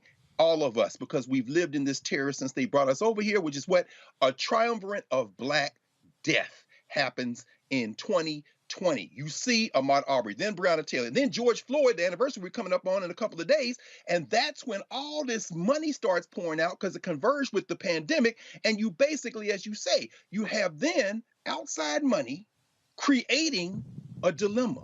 But this movement had tried to get its legs under it 4 years before. But that Black death that rain money on places like the campus you're standing, that rain money on the NAACP, rain money on an idea. But by then, people who didn't know each other had fallen out. As Garza talking to Colors, as Colors talk, they weren't people who were involved in the organization. And up until those deaths converged after 4 years of the Trump administration, it wasn't even a thing that would have boiled over. Roland, you've interviewed on this show people involved with the network that these three folks are trying to help put together now, who have criticized, as Reese said, them internally because they say, we were there, we were involved, but we fell out with this person and we didn't get a nickel. So, I mean, at the end of the day, as you say, we have to step back and put this thing in context to remember that we have real and open enemies in this world and in this country. That boy that killed those 10 people in Buffalo who did not act alone, I don't believe, I read all that damn manifesto, didn't I? And by the way, son, say it with your chest. You said if you got captured, you'd plead guilty. But you didn't do that, did you punk? My point is they are also bankrolled in terms of that weaponized propaganda with people with institutions. You do not fight institutions with individuals. And as you say, finally, in their defense, and you've made this clear, they tried to get their legs out from under them years before this. But once their money gets in this situation, the thing can go a way that you could never predict. Well, and I'll tell you before we go to break, because I definitely want to deal with the Deion Sanders, Nick Saban thing with the panel. I'll remember, I never forget reading an article, and there were these young activists on the East Coast, and there were some white donors they wanted to give to them. No, absolutely not. Then a year later, they were like, "What the hell are we thinking?" Because what happened was the folks who were activists were like, damn, we got bills to pay. We got apartments, we got light bills, we got food bills. And so what happened here was there were a number of people who were thrust into activism who were never a part of organizations. That's right. There are people who are listening, who are watching, and who will say, oh, man, we need new organizations. But, folks, this is why Stokely Carmichael said, you cannot find a black person who's been able to achieve anything unless they've done so through an organization. Because what an organization gives you is infrastructure to be able to move and grow. And then when you get tired, somebody else can step in. So many people, there are a lot of young sisters and brothers across the country over the last decade have learned why institutions matter, organizations matter, why trademarking a name, having copyrights, having a bank account, having all of those things, having, as Larry said, bylaws, having a constitution, having a process to elect people. I know this decentralized leadership thing was a part of Occupy Wall Street, and a lot of people, a lot of young black activists, because they didn't want that one person, they didn't want that Dr. King, they didn't want that Reverend Jackson, they didn't want that. But the reality is this, and Reese talked about on the accounting side, you cannot have an organization unless you have hierarchy. You cannot have an organization unless you have people in place, general counsel, HR, all of those different pieces. And so people have great intentions, but just like businesses, if you do not put the pieces of the business in place, your business will fail, and you will have all the growing pains. You'll be owing back taxes. Who's supposed to pay the property taxes? Who's supposed to pay this? I never had to pay the state taxes and the federal taxes. That's infrastructure. And so I think what Black Lives Matter Global Network Foundation, what they are now dealing with is they're now dealing with having to put the infrastructure together to be able to properly handle and disseminate nearly $100 million. But if you ain't got an organization to do it, you're not going to be able to be successful. And so I look forward to them coming on the show. I'm going to keep you all abreast what's happening with them. Short break. We're going to come back. Nick Saban actually showed. Go ahead. I just want to say, going to Dr. Carr's point, I think that what Black Lives Matter, the organization needs to do is take some of the personal and some of the emotion out of it. When I read Patrice Culler saying she trusts this person or that person, and that's how they got these, $100,000 or $970,000 contracts. in order for an organization to be successful, there has to be a more democracy to it. It has to be more credentials based. It has to be more fairness in terms of a broader pool that they're going from. So if they get away from the cronyism, if they get away from who they It's called process. Yes, process. Boom. That's what it boils down to. Get away from just who you like and the cool club and put the process and fairness and transparency in. But I did ask the question, and what I was told is that the individual with a security contract has a security company, has done security. But part of the deal is you got to tell people that. The impression that has been given thus far is that this money was just given to her baby daddy. That's literally how it's been, as opposed to say, this is who this person is, this is their security company, this is how long they've done security, this is the other people, other clients they've had. They actually have a real security company. That hasn't been done.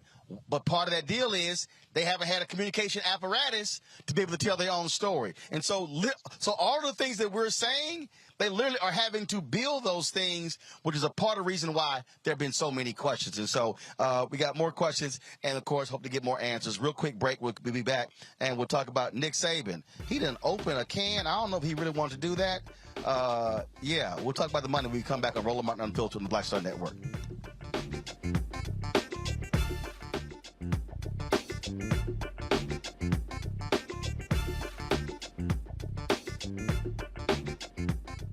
Pull up a chair, take your seat. The Black Tape with me, Dr. Greg Carr, here on the Black Star Network. Every week, we'll take a deeper dive into the world we're living in. Join the conversation only on the Black Star Network. You want me to do something crazy, but I don't know what to do. I'd rather just sit here. Hi, this is Cheryl Lee Ralph, and you are watching Roland Martin, Unfiltered. I mean, could it be any other way? Really? It's Roland Martin.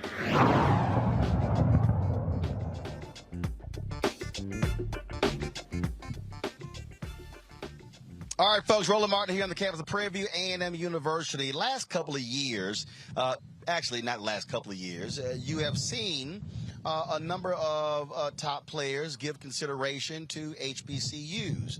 Howard University a couple of years ago signed the #1 basketball recruit in the country. This year, Jackson State signed the #1 dual threat quarterback in the country, Travis Hunter. That caused all of these folks to say, oh my God, what is Deion Sanders doing? What is Jackson State doing? Well, last night, Nick Saban, the head coach of Alabama, was at an event where they were trying to raise money for their program. And let's just say Nick opened a can of worms going after Jackson State and my alma mater, Texas A&M. Listen. And you've read about them. You know who they are. I mean, we were second in recruiting last year. A&M was first. A&M bought every player on their team, made a deal for name, image, and likeness. All right, we didn't buy one player. All right, but I don't know if we're going to be able to sustain that in the future because more and more people are doing it. There are rules, just like Nate said.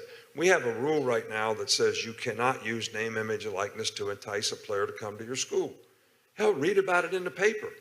I mean, Jackson State paid a guy $1 million last year that was a really good Division I player to come to the school. It was in the paper, and they bragged about it.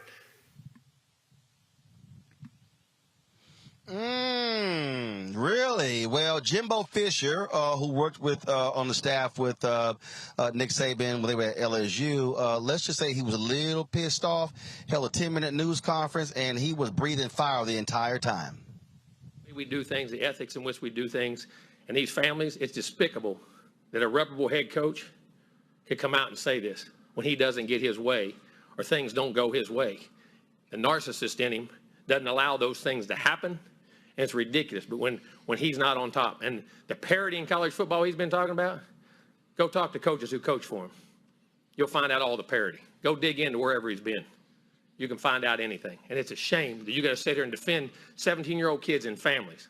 And Texas A&M, because we do things right, we're always going to do things right. But we're always going to be here. We're doing a heck of a job. These coaches have done a great job. Our players have done a great job.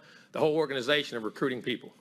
It's despicable that we got to sit here at this level of ball and say these things to defend the people of this organization, the kids, 17-year-old kids and their families. It's amazing. All right. Well, Travis Hunter actually sent this tweet out. I got a meal, but my mom still stay in a 3-bedroom house with 5 kids with a laughing emoji. Then Deion Sanders responded to his tweet, said, I don't even make $1 million, LOL, laughing emojis. That was about 9 hours ago. He gave an interview with Gene Jock Taylor of Anscape where he said, Deion said, no, we ain't about to have a private conversation.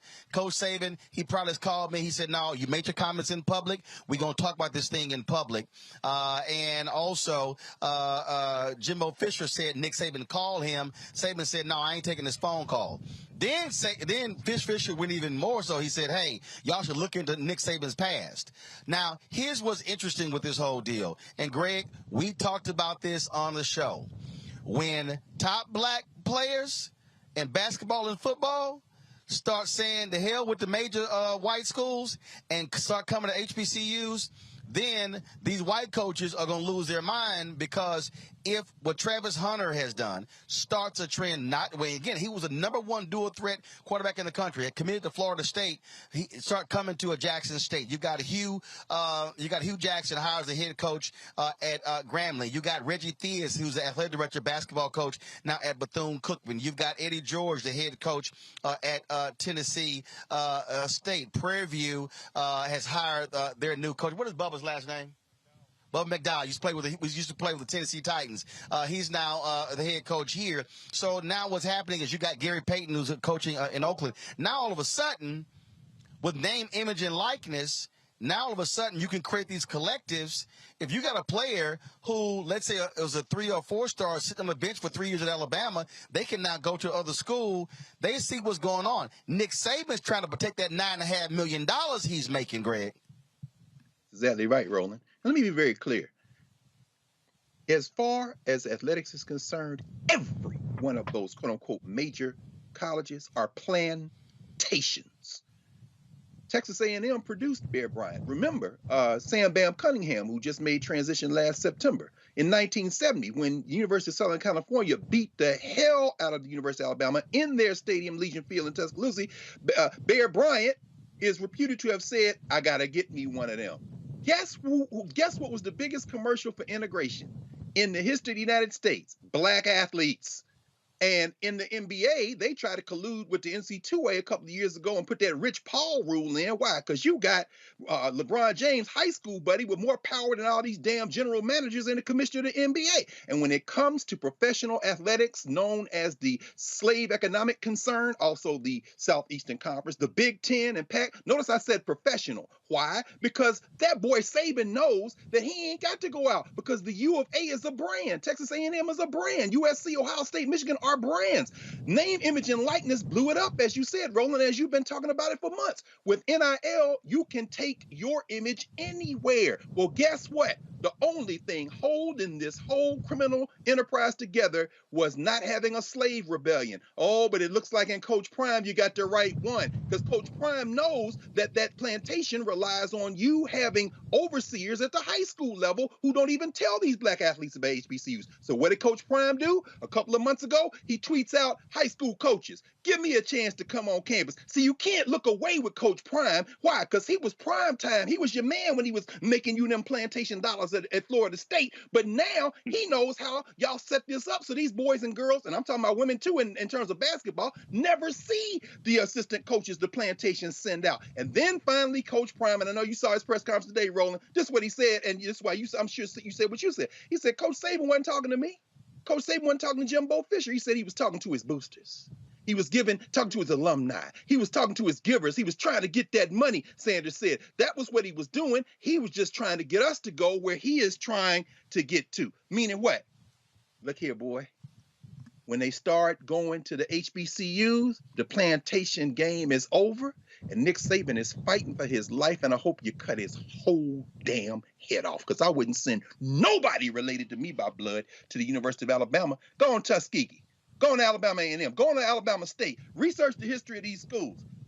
See how these these NFL coaches used to come on the campus of places like Tennessee State and pick the brain of coaches like Joe Gillum Sr., whose son was the quarterback for Tennessee State and who should have been in the Hall of Fame with the Pittsburgh Steelers and hadn't screwed him for a rag-ass arm quarterback named Terry Bradshaw. Go hear about Eldridge Dickey. We could talk about this all night, and you've talked about it so many times, Roland. No need more to talk about that. That boy's scared. And guess what, Nick? You better be scared as shit because they coming for you now, and they know where all the I'll give you some numbers, Larry. Alabama's athletic budget, $180 million. Nick Saban gets $9.5 million. The entire Jackson State athletic budget is $8 million. Supposedly, Jackson State gave Travis $1 million. Deion only makes $300,000 at Jackson State. The bottom line is what they are freaking out. They are freaking out that just like a lot of the top Black academic students, again, I'll use my nephew as an example. Okay, I'm an A&M graduate. His mama is. His daddy is. His other uncle is. Okay, so you got four Aggies in the family.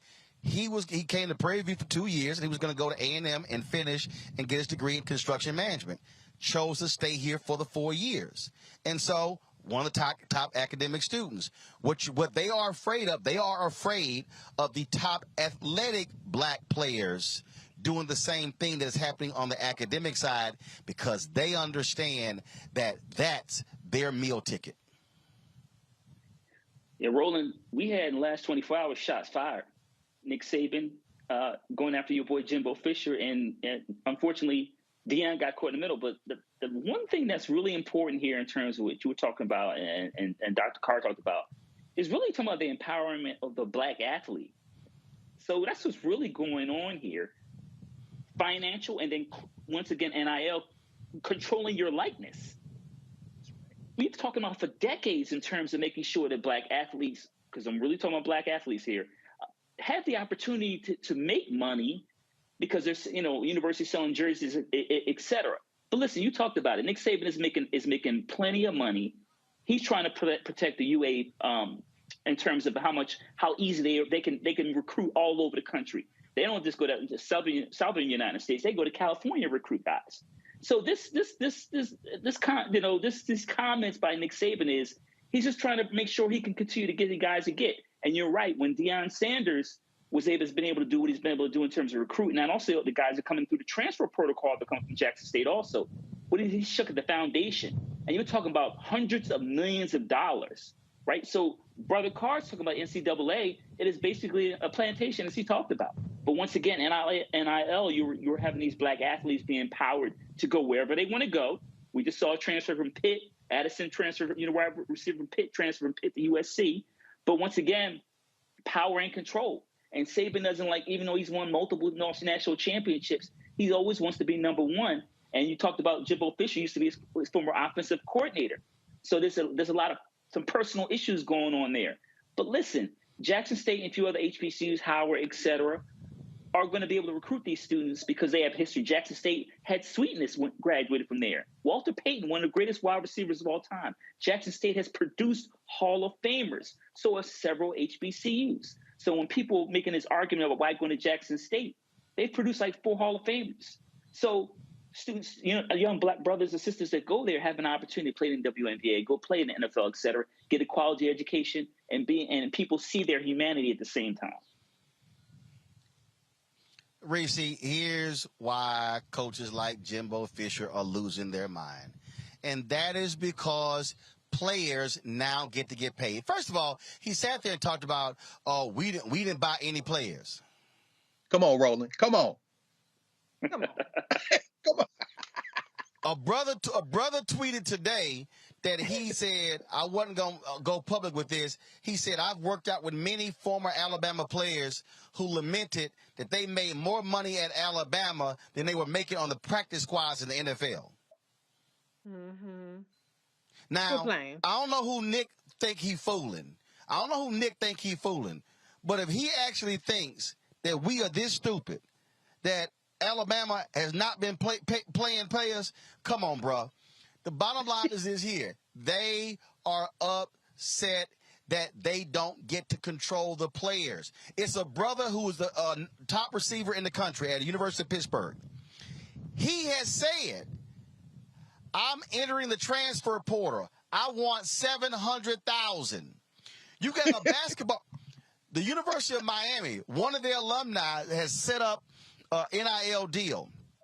They paid an incoming player, I think, $500,000 part of the NIL.